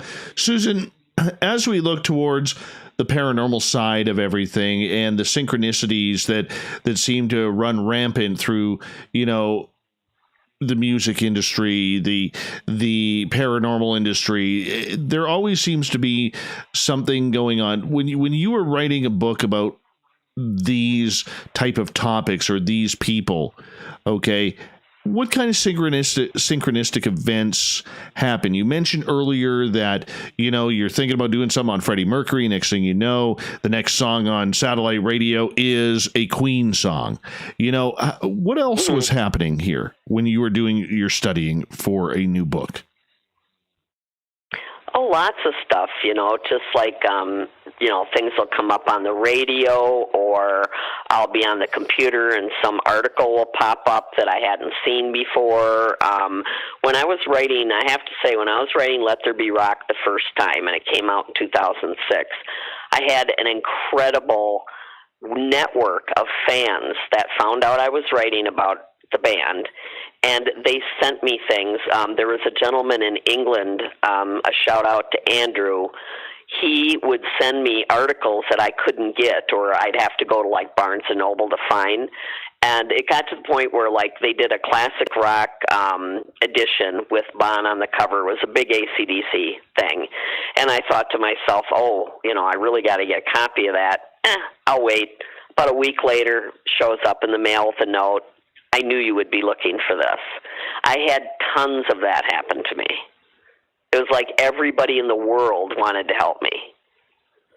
So it was really, really beautiful. That is kind of cool.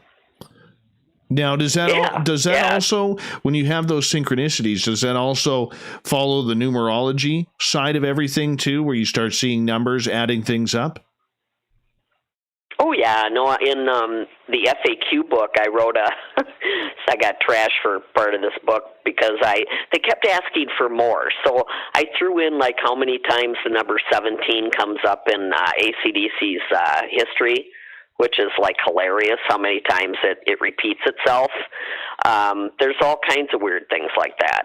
Especially between me and the band. Like when I was a kid, I was living outside of Madison, and I literally found a boomerang, a real one, a wooden one with a metal edge that came back every time I threw it. And then we moved to another town, and I lost it in the cornfield. Well, years later, I'm writing the book, and I find out that exact summer that I found that boomerang was when Angus and Malcolm emigrated to Australia from Scotland. So if you look at my life, there's tons of little things. Or like the first celebrity I ever met that I can remember was Ernest Tubb, who's known as the Godfather of country. I still have his autograph. He was Hank Sr.'s mentor. And I met him when I was 10 years old. So I've had all kinds of, clues. Very fun stuff. What about superstitions? Many famous people, from athletes to musicians, are very superstitious. Have you ever looked down that path? I have a little bit. Mainly like obvious things, like most country artists won't fly. And that's because of, Patsy Cline and people like that. So there are certain things, but, it's a lot of people, I didn't know there's certain things backstage, that you can't do. Never whistle backstage. That's why they say break a leg. You can't say, good luck backstage. That's bad luck if you say the words. So, and Hank used to have a lot of superstitions. Hank believed, like, never put a hat on the bed. Never throw a hat on the bed. Little things like that. And those are fun things. But a lot of people have that. Certain people stars have to travel with certain things. They have to have certain items with them when they perform. And, so I think everybody, always has that little bit of, ooh, what if I do this? Maybe that'll be bad luck. So I think that's part of the creative process. Is that the reason why somebody like Angus only uses 3 guitars while on tour and doesn't play new guitars? Yeah, probably. I mean, those guys, that's what I love more about them, I think, than anything, is that they all have the same guitar, and they all plugged into a Marshall amp. There's no effects. There's no nothing except whatever comes out of that amp. And Angus, he had a couple of favorite SGs. The one that he uses, he's used since the 60s. And, Malcolm used the same guitar, the same Gretsch, his entire career. And I used to tease them about the fact that, I'd go backstage and I'd say, I swear to God, those are the same jeans you were wearing back in the 70s. Do you guys ever buy new clothes? I mean, have you thought about it? So they're very, very straight-laced about that kind of stuff. Only certain things are done, and other things they don't bother with, especially effects. Right. So. Right. Yeah. Straight up rock. We've only got about 5 minutes left with you. Flown on by. We knew it would. And we have hammered a bunch of topics tonight. A plethora of topics. We have. And when I sit here and I listen to you, I mean, the fire that's still in your voice for the music, the rock and roll, getting those stories out. This seems so important because these legendary bands, it doesn't matter if they were famous in the 60s, the 70s, and into the 80s.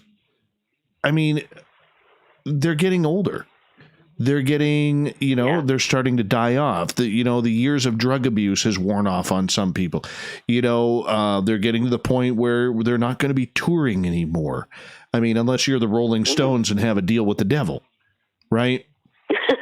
No, I love those guys. They just said just today, I saw an article that Mick says they're never going to retire, and they shouldn't. Did they ask Picasso to stop painting when he was in his 80s? No, they didn't. As long as they want to get up there, even if they have to sit in chairs, I'm going to go. It's it's too fun. Rock and roll keeps you young. It really does. Music does. Music is a wonderful, I can't imagine the world without it. I would not want to know a world without music. I would hope not. No. Yeah, it gives it healing, It gives so much joy to people. That's, what I love about it. and spreading this, of the fans and people that want to talk about the bands or they want to hear the stories and stuff. That's like a dream come true for me. Like I never realized that I would ever meet anybody that I liked. I loved bands. I always had posters on the walls. I went to all the concerts. I never dreamed in a million years I'd actually meet one of them. So it's been quite a ride. It really has. I can see that. What story in rock and roll do you feel has not been told?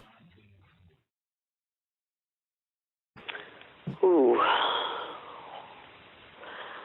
Well, I guess I get a lot of flack. I read a lot of flack against the band AC/DC, that they went out real quick with a new singer, that they just kept moving, didn't really affect them in any way.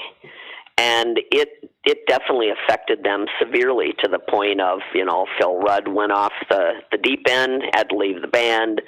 Malcolm almost drank himself to death.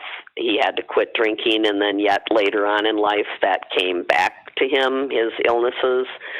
And they paid a big price for that, and no one ever talks about that. And I know how much they loved Bon, because I hung out with them, and he was the life of the party. If Bon left the room, the party was done. That's the kind of way it was. They adored him. So the fact that people blow him off like, yeah, they did this, and they went back, and they got a new album out, and it just kept going.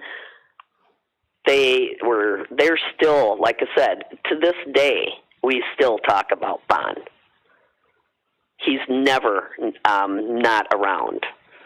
So that tragedy, they have never gotten proper respect for the pain they went through. So. What about elsewhere in music?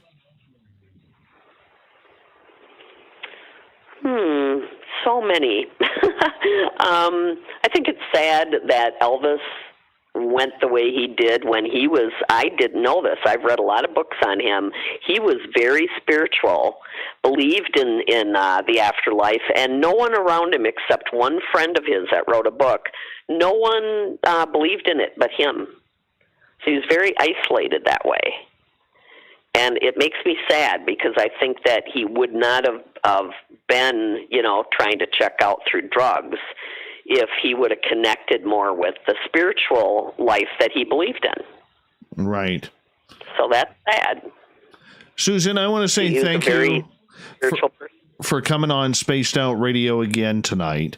I have so much fun with you on the air, and you really are beautiful storytellers. Thank you so much. Oh, thank you, Dave. Anytime. Like I said, this blew by. It was 7 or 8 minutes. And call me anytime. So I'm always ready. Well, we got to thank Marty on Twitter for hooking us on up with a fantastic guest like yourself. And we really Yay, Marty, one of our favorite veterans who listens to this show. And we love our veterans around here, all of them that tune on in. And appreciate you, Susan, for dropping on by once again. You can find Susan's books on Amazon.com or on her website, SusanMasino.com. Make sure you check out the AC/DC book that she has, Let There Be Rock, because we should always rock. We should always get our horns up and have a good time. Coming up next on Spaced Out Radio, we have the SOR Newswire and the Thought of the Day. Stay tuned. More SOR right after this. There we go. Let's give you a few claps here for a fantastic night. Oh, thank you. Wow, that was a ride. We hit a lot of stuff. Yeah, we did. I mean, really, I loved it. You took me out of my comfort zone, and we talked about things I've never talked about before. Aliens. So that was beautiful. I appreciate that. That's what I tried to do. It's the way I roll around here. There you go. You got an exclusive. I have never even written about it. Well, I appreciate that. So, hey, you deserve it. I mean, like I said, you were so easy. You know, I usually get, you know, a little bit nervous about, do I know what I'm going to be talking about and all that stuff. And I was not nervous, not for a second today. I just thought, oh my God, we're going to have so much fun. And we did. And we did. Yes. We held up our end of the bargain. Well, you have a great weekend, and, you know, stay safe, stay well, and let me get through tomorrow night, and then I will read your... yes, well, let's keep that keep that quiet. Let's keep that quiet. Yes. Yes. Oh, yeah, sorry. Yes. All right. All righty. All right, we'll talk to you very soon. Thank you so much again, my friend. Oh, thank you, Dave. Anytime. And thanks so much for everybody listening. Take care. Have a good night. Good night. Bye-bye. Oh, she's amazing. She's amazing. Oh, yes. I got to get the news ready. Otherwise, Shirky Poo is going to have me in a headlock anytime soon. Really? Holiday forecast, Shirky Poo? Come on. That is so not going in. Holiday forecast. Shirky Poo.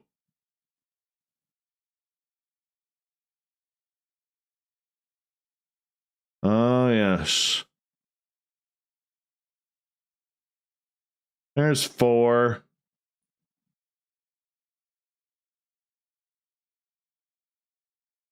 All right.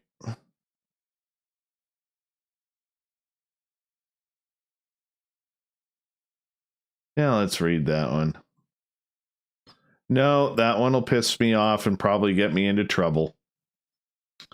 This is a fantastic story. We're going to be reading that one. Let's see, that's 5.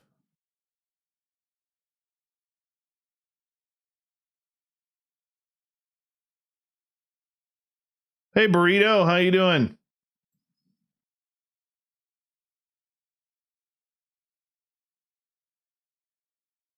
Yeah, there's 6.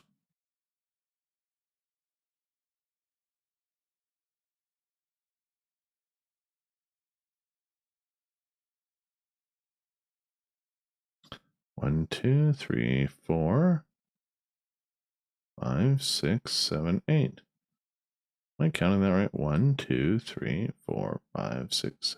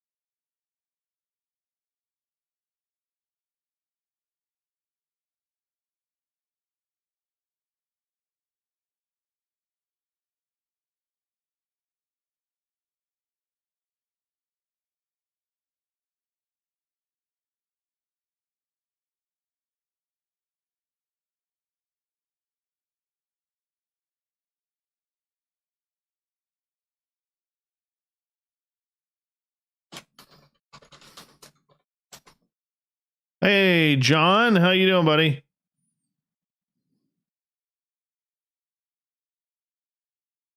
I sure can count.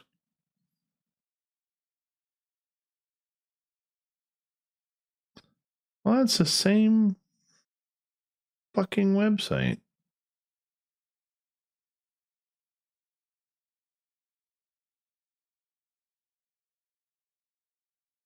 There we go. We'll play this one.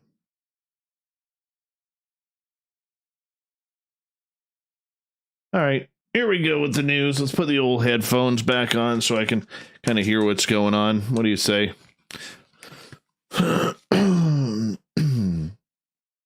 do this thing.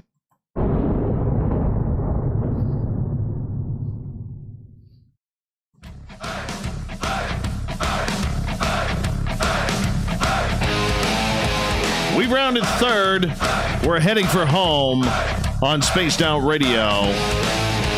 I'm the dude behind the microphone, Dave Scott, talking all the weird, strange stuff to all of you each and every night. I kind of like what I do, so it's all good. Hey, I want to remind you that if you missed most of this show or others, check out our free archives by going to youtube.com/spaced out radio. Just do me the favor, hit that subscribe button. Our website is spacedoutradio.com, where we have a plethora of features for you, including rocking out to Bumblefoot and reading up on Captain Shirk's SOR Newswire. Follow us on Twitter at Spaced Out Radio and on Instagram at Spaced Out Radio Show. Speaking of the news,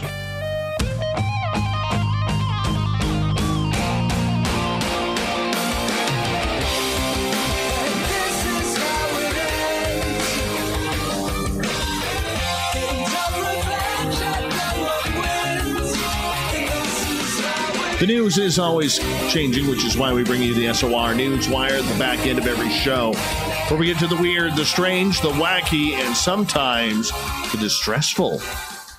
A ship carrying more than 40 crew members and some 6,000 head of cattle has disappeared off the coast of Japan after capsizing in typhoon-lashed seas, according to a crew member who is so far known as the only survivor.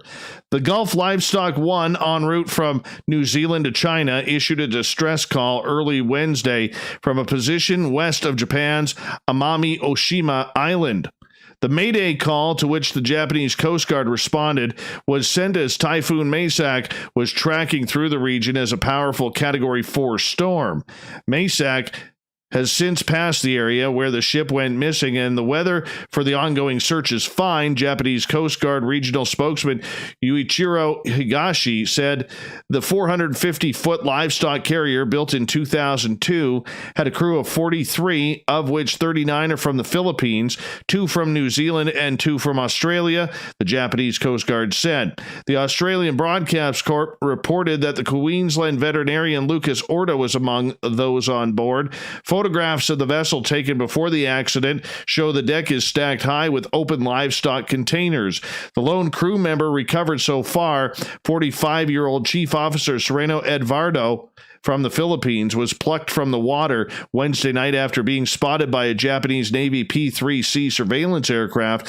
No wreckage from the ship has been found as of yet. Everardo told rescuers that the vessel lost an engine and then capsized when it was hit broadside by a wave. The crew was then ordered to don life jackets. Everardo said he abandoned ship but did not see any other crew members in the water after the ship sank. Gulf Livestock One was carrying 5,867 head of cattle from Napier, New Zealand to Jingtang in Tangshan, China, according to New Zealand's Foreign Ministry. Following the accident, New Zealand's Ministry of Parliament Industries, or Primary Industries, said it was temporarily suspending new cattle livestock export applications pending the investigation. That is absolutely horrible. Absolutely horrible. Let's hope they find more survivors. An Ohio woman became greatly concerned about the type of meat she purchased at the supermarket while making dinner for her family last week when she found out that she thought they might be human penis. You can't make this up. Lamia Singfield of Akron recorded herself on Facebook Live showing off her stewed beans and meat simmering on the stove. However, as she stirred her food, she discovered a phallic-looking cut of meat that didn't quite match the smoked turkey tails she had purchased at the grocery store. No, it is what I think it is, Singfield said after examining the strange meat. There's a hole at the tip, she says. I'm trying to be straight-faced here. Singfield did not immediately respond to media requests, but the woman shared she is planning to call the grocery store Save-A-Lot, where she had purchased the tails. She also checked her store receipt to ensure that she had purchase smoked turkey tails. However, when she looked at the package, it said smoked pork tails. As she captioned it on Facebook Live with, "I'm so confused," along with tagging several media outlets. Though Singfeld was unsure the food was a pork or turkey tail, but instead a nice piece of genitalia, possibly human. Could she be charged for cannibalism if she would have eaten it? Yeah, she phoned the police because the police need to get involved with this, right? Yeah, they came in, examined it, and in fact, a penis. Really? Hold on, this is getting real. Yeah, they're calling the medical examiner out here right now, the coroner, because somebody is missing their junk. Save-A-Lot has some explaining to do, she said. The woman said there were around 10 officers outside her home, and they have to treat her house like a crime scene in case the item is in fact human genitalia. However, after an investigator from the Summit County Medical Examiner's Office came in and looked at the rod, they concluded it was pork, likely a pigtail because it contained a bone. She had a bone to pick with Save-A-Lot here for a moment. Yeah, Singfeld reportedly hired an attorney to further look into the matter, unconvinced that it was a pork tail since it did not look like the meat in the other package. Further, she is concerned that the package was mislabeled in the first place since it was not turkey tails. I didn't even know that turkeys had tails, to be honest. Which she believed she purchased according to the receipt. Yes. No, it wasn't a penis. Oh my. Only one creature can be champion in the battle of New York City vermin. One Twitter user shared a clip of a rat and a pigeon fighting this week. It's a close contender for peak New York City, aside from the one time a cockroach was caught carrying a cigarette in 2019. This might be the most New York stuff I've ever seen, down to the hit it out of nowhere, LOL. In the 24-second clip, a rat and a pigeon are brawling on a sidewalk. The rat drags the pigeon as it attempts to fly away. Then a bystander out of nowhere hits the creatures with a scooter to break up the fight. Oh my gosh.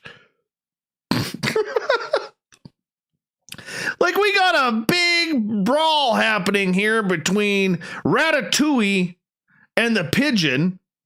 Okay, they are going rock'em sock'em hockey here. Couple of wings to the chest, a couple of nibbles to the feet, because rats play dirty that way. And then they get smoked by a scooter. The rat scurried away into a parking lot. The pigeon walked the other way, bobbing its head, leaving both creatures seemingly unscathed after round one. What will the pay-per-view get the next time these two meet up? The bystander then shouts out, "You alive?" to the pigeon. You gotta be serious. You gotta be serious. Yeah. Yeah, apparently Twitter took off with this sidewalk battle royal. You saw how man smacked the rat and the rat shrugged it off and dipped. Yeah, New York City rats are built differently, one user commented. Another one wrote, so many layers to this. 1, New York rats don't give an F. 2, New Yorkers will stand up for others even if they are annoying, i.e. pigeons. 3, New Yorkers improvise and adapt. Weapons. 4, rat brushed off brutal hit like it was nothing. And 5, asking the pigeon if it was okay afterwards. This is brilliant. Yeah, brilliant. I want to see round 2. I am pumped for this one. Okay. A Brazilian doctor was bitten by a venomous snake after it fell down a waterfall that she was swimming beneath. Okay, if you don't go swimming in an area where poisonous snakes are, okay? They're flying off trees. They're flying off of waterfalls. Look, I'm all for saving the rainforest and everything, but if there's a snake there, like Science Bob a few weeks ago, found a snake in his pool. He's like, you going to come over swimming sometime when the border's open? You fly down at Bama here and go for a swim. I said, Bob, you need to blow up your pool. There was a snake in it. He goes, oh, it was just a baby, only like 4 feet long. 4 feet long? No, it's a snake. All right. Snake, they kill. Snakes are like cats. They don't give a care about anything but themselves. Anyways, so the video footage of this incident shows Diane Sago standing under the waterfall at the popular tourist destination in Brazil when she was bitten. She could be heard screaming in pain and swimming away from the waterfall in the background of the video. Oh, beautiful scenery to get bit by a venomous snake. Yeah. Sago was swimming at the Serra Azul waterfall in the state of Sao Paulo when the snake was dragged by the current from the river above, and it landed on her, biting her twice on the arm. It was the highly venomous Bothrops jararaca. Did I even pronounce that right? Jararaca. Animal Diversity says that the Bothrops jararaca snake poses a risk to humans and that its toxins present in their venom can cause swelling and the swelling at the envenomation site. Really? The bite site. Envenomation. Somebody created that word for no reason. The bite site. Necrosis, blistering, hemorrhagic blebs. What the hell is a bleb? Systemic bleeding in the skin, gums, and nose, and subconjunctival hemorrhage. Now you can see why I never became a doctor, like my cousin. Collectively, these efforts can lead to death due to shock, renal failure, and intracranial hemorrhage, compounded by severe hypotension. A health team was called immediately, and the doctor was given an antidote before being taken to the hospital, where she is currently in ICU. Yeah, Sago's sister, she had 70% of her airways compromised and had to undergo surgery. Oh, that's terrible. Yeah. Her sister says, people who are concerned about my sister's situation, she is in the ICU, but she is in stable condition. Thank God. Oh, wow. Terrible. The true size of the Gigantopithecus. No, not the Gigantopithecus. The gigantic prehistoric megalodon shark that ruled the oceans millions of years ago has been revealed for the first time. And it had teeth as big as hands and a fin as tall as a human adult. Yes, the University of Bristol researchers in South Wales used mathematical calculations to work out the size of the megalodon shark from rare fossil remains of its teeth. The findings were published in Thursday's journal Science Reports. Yeah, researchers say the giant shark species would have grown up to 59 feet in length, about 48 tons, which is larger than any shark known to have ever existed, and more than twice the size of a great white. They're still out there. Oh, they are still out there. With teeth as big as human hands, it would have a bite force of more than 10 tons, dwarfing that of a great white shark's bite force of 2 tons. Its tail would have been about 12.6 feet, and its fin would have stood at about 5 feet 3 inches, the height of a human adult. The team was able to estimate its size by comparing its teeth with that of modern shark species, which they said grow into adults in proportion, unlike humans who are born with shorter limbs and a larger head. This means they can estimate the shark's growth curve based on the modern species. Jack Cooper, who has just completed his Master's of Science in Paleobiology at the University of Bristol School of Earth Scientists, led the study. And he says the shark, which lived 23 million to about 3 million years ago, would have fed on small whales and pinnipeds, which are marine mammals that today include seals, walruses, and sea lions. And yeah, there have been some fossils found with large serrated bite marks on them that would incriminate Megalodon as the attacker. Of course it does. This thing was a killer. That's all it knew how to do, was kill. Probably still out there. The ocean's a big place. There's things out there. Oh, yeah. It's out there. All right, moving on. Hey, potheads in Israel. You got lucky. A drone dropped packets of what looked to be cannabis over Main Square in Tel Aviv after activists seeking to legalize the drug in Israel promised free weed from the air on social media. Police say they arrested 2 men who operated the quadcopter that flew over Rabin Square, a site that's often used for street protests and political rallies. The time has come, the Green Drone Pro legalization group said on its Telegram web messaging channel. Is it a bird? Is it a plane? No, it's a green drone sending you free devil's lettuce from the sky. In a statement, the police said the suspected the bags were filled with a dangerous drug. Dangerous, that hippie lettuce, and that officers managed to recover dozens of the packets. Photos distributed by the police showed what appeared to be cannabis inside. Oh my gosh. These people were playing with future doobies. Yes, Israel in May gave approval for exports of medical cannabis, paving the way for sales abroad that the government expects to produce hundreds of millions of dollars in revenue. However, it is still largely illegal to use pot in Israel. And you know what? Finally, I love this story.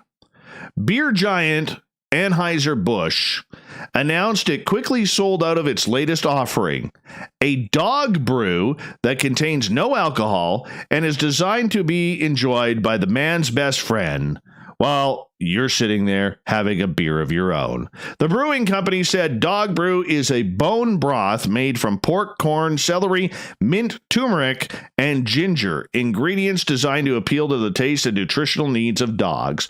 Bone broth is a great way for dogs who struggle to eat solid food to get all of their extra nutrients. Your best friend is going to love it. We're positive, the company says, with those stupid puns again. The product offered for online order quickly sold out, but the company said interested customers are being put on a waiting list while more product is being produced. Oh, we're already sold out of the first batch of dog brew by Bush, but don't worry, dog lovers, we're in the process of brewing more nectar of the dogs. Gotta love it. Gotta love it. Let's do this thing.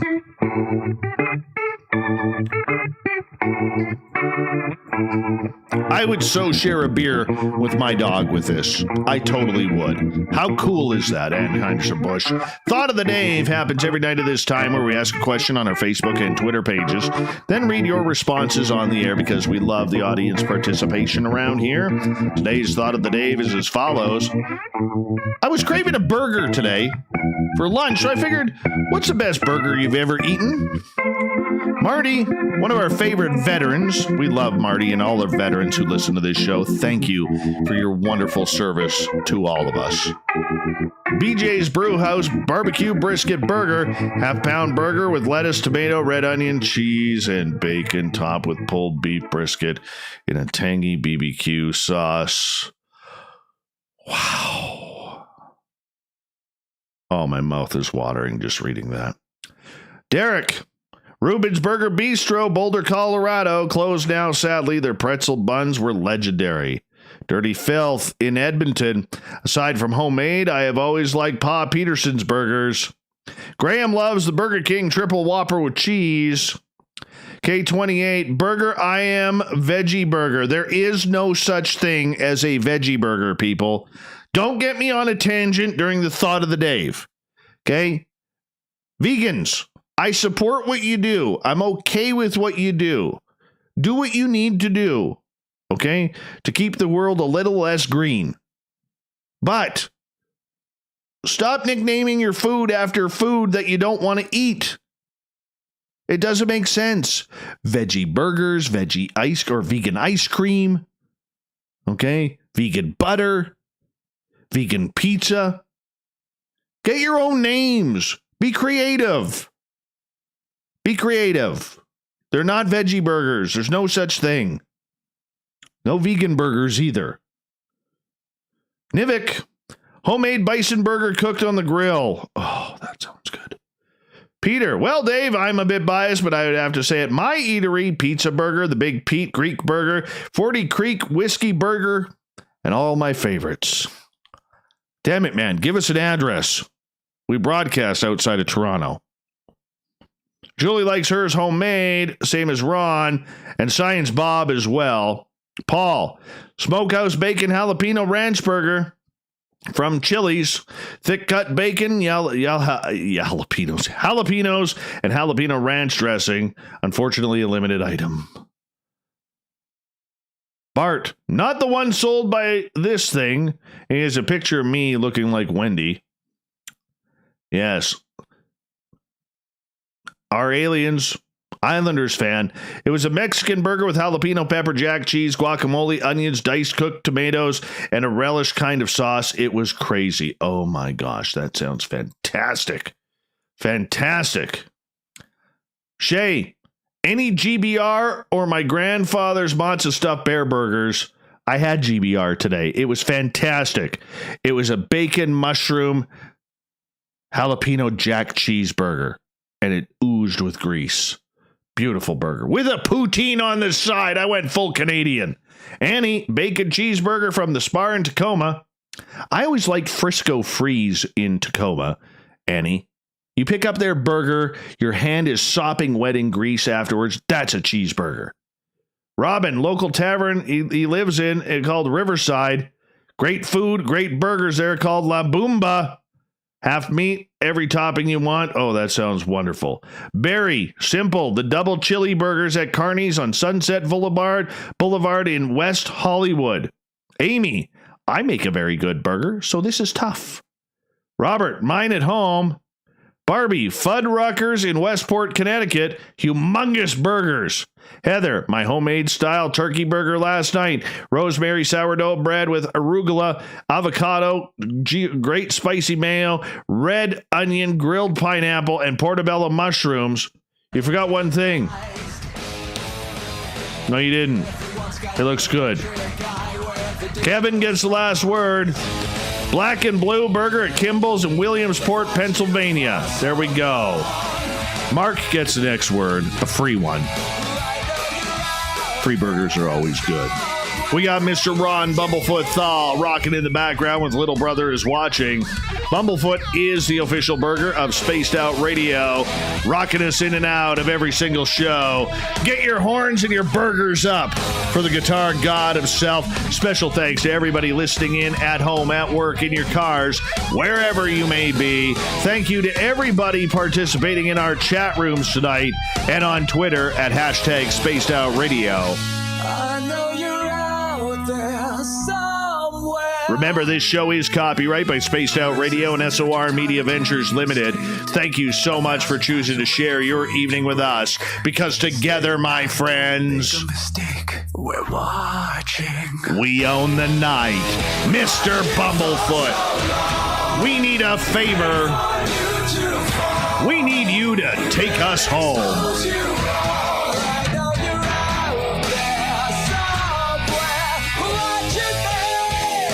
The Woo Train has docked for the night. But tomorrow, my friends, we shall ride again. Your seats are always available. Your tickets never expire. And you know what? We got enough room for you to bring a friend or two as well. Good night.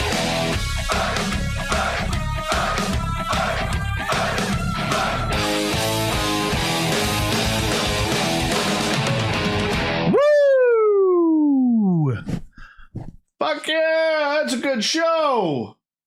Great guest, great burger talk.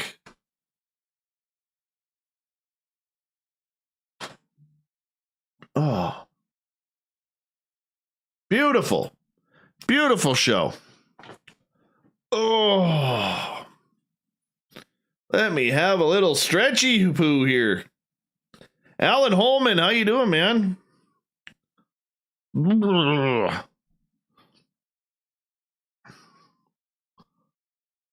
That was fun. Not gonna lie, that was a fun night.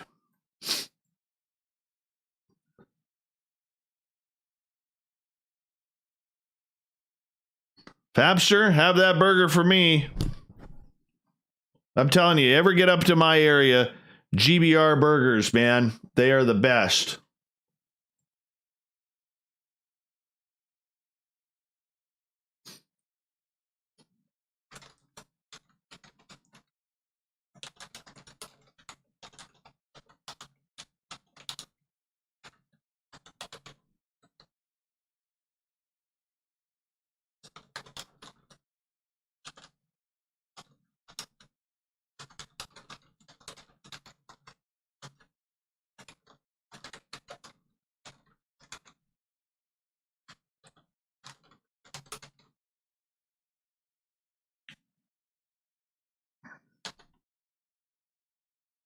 The only thing you can order in this restaurant that's here is literally burgers, poutine, and fries.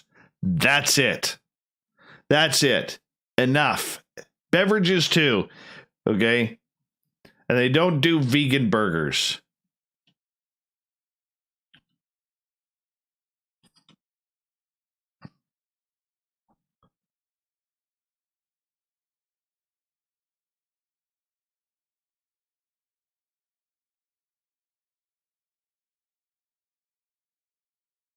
Mm-hmm. Mm-hmm. I'm telling you. It's a way to do it. Way to do it. What the hell am I doing right now? Can't even remember. Oh yeah, I'm going to download the show. That's what I'm going to do. How do I do that? Refresh. There we go. Take us home, Uncle Roy. Fuck yeah. I'll be right back. I see there's 89 of you. Don't disappear.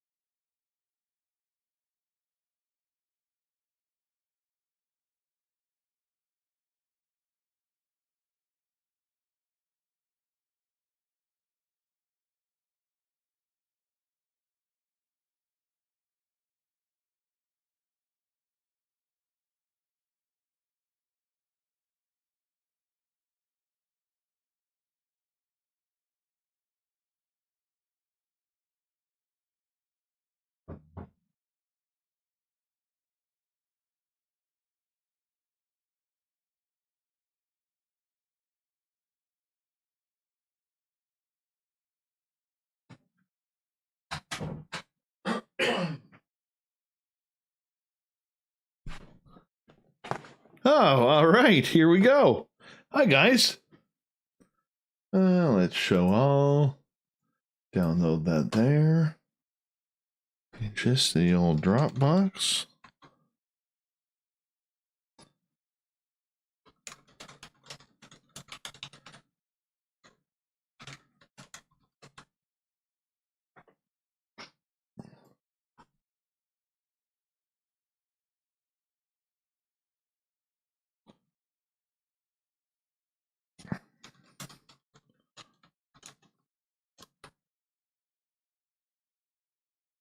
All right.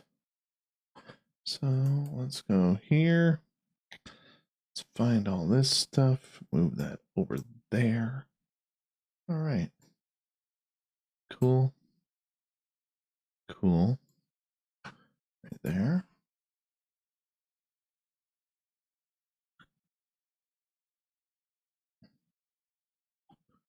And let's build these. 0903.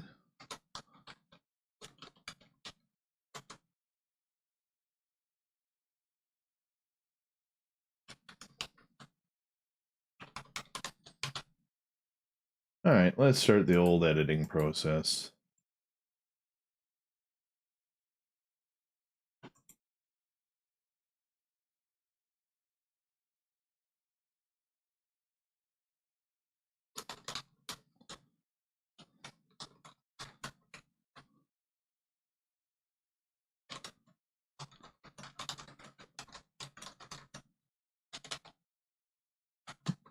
Flesh wound, doesn't matter. Still a snake.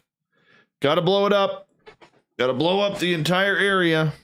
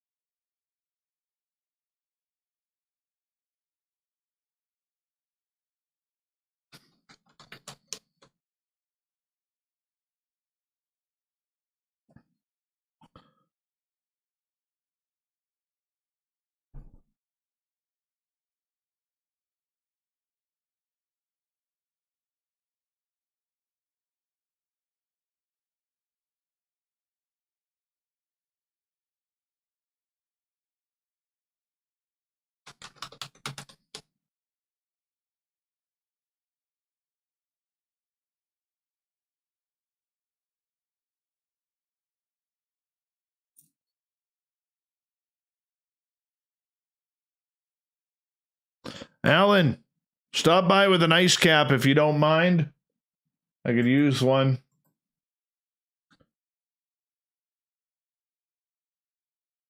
Yeah, totally use one.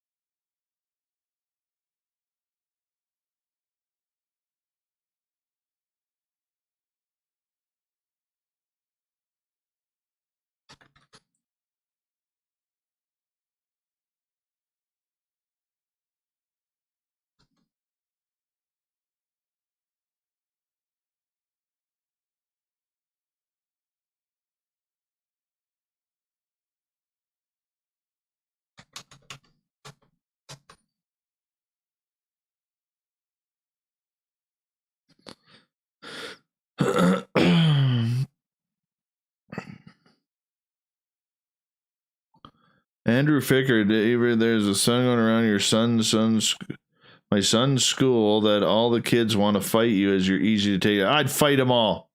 I'd win too. I do. Yeah, I did. Cool.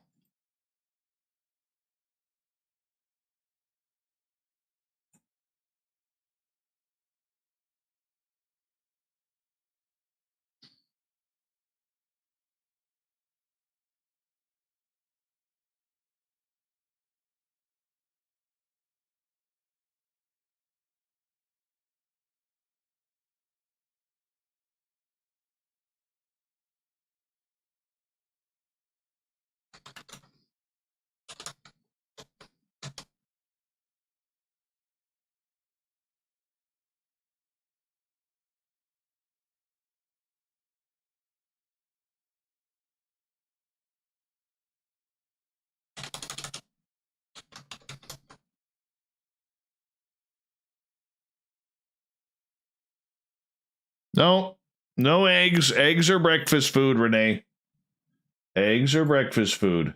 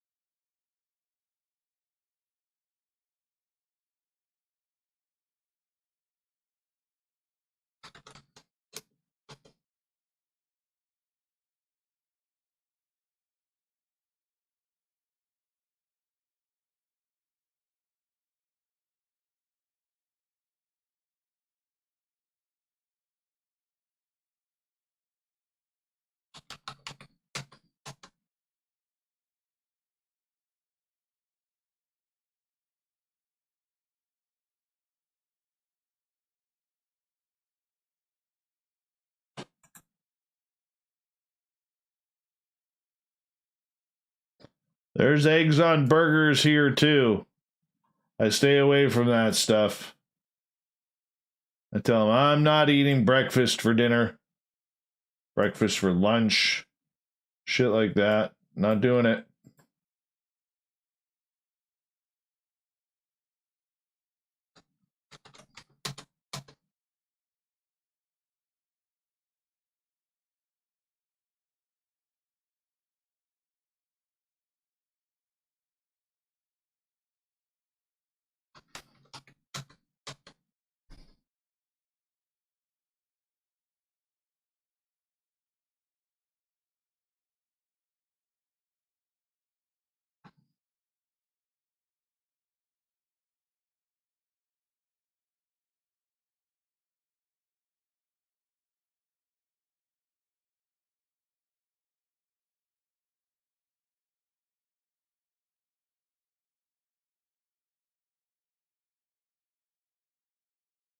Where does this audio go?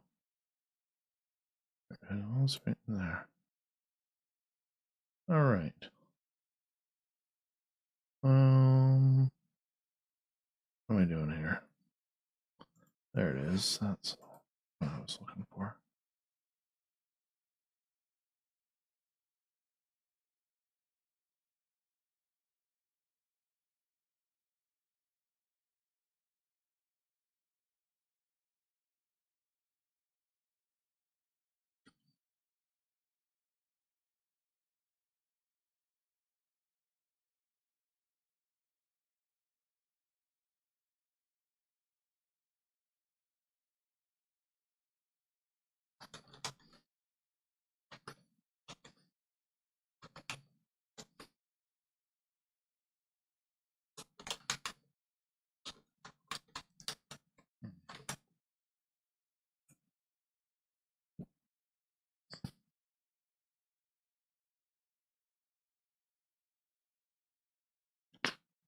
No, I'm not missing out, Marie. I'm not missing out at all.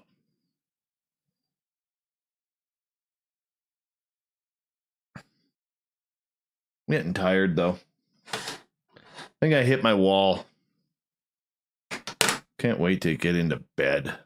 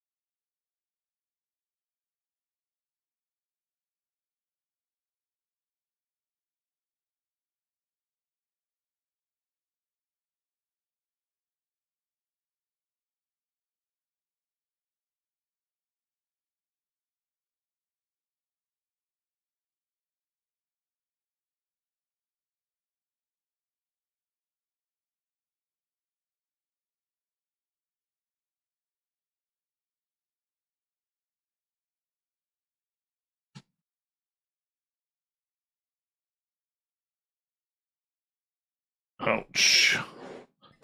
That was so uncomfortable.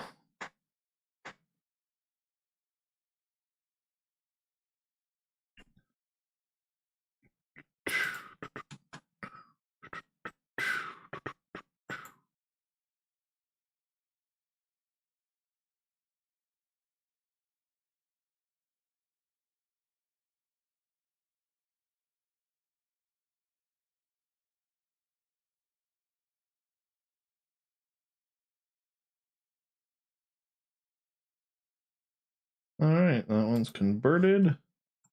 Let's go here. Put that in the old jar right there. Close that, empty that. Let's go 1, 2, 3, 4, 5, 6. Look at that, I can count.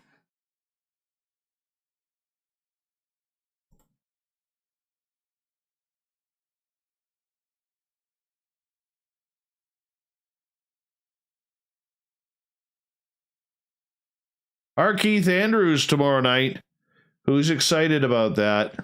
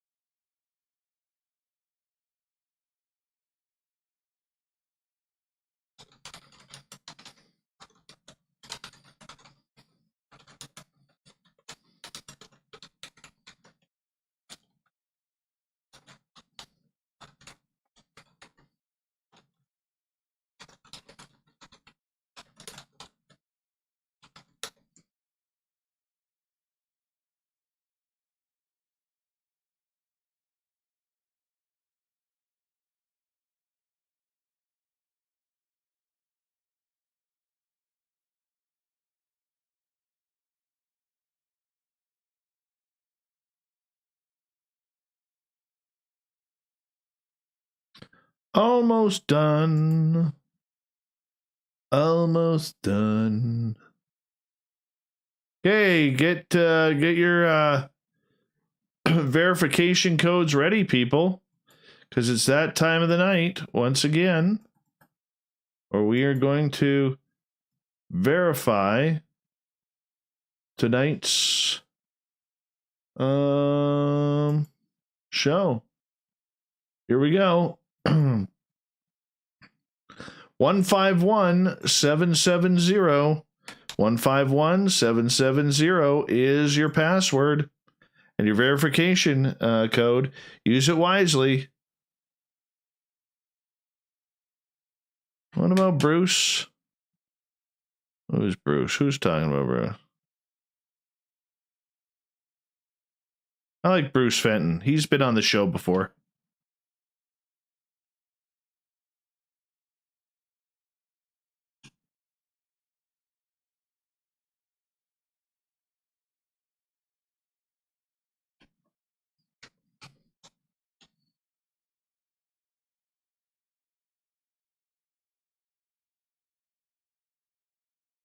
All right, one done.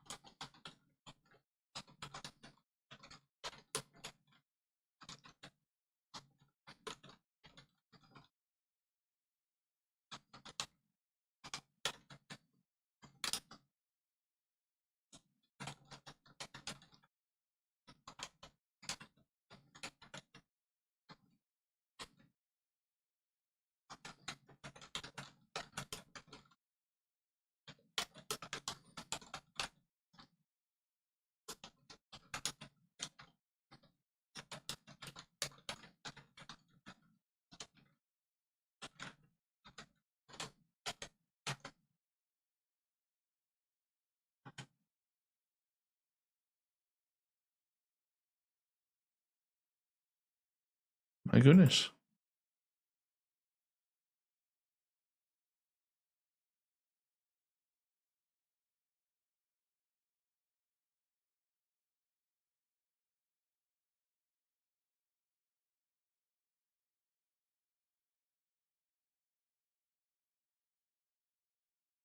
I'm tired. I definitely hit my wall. Definitely hit my wall.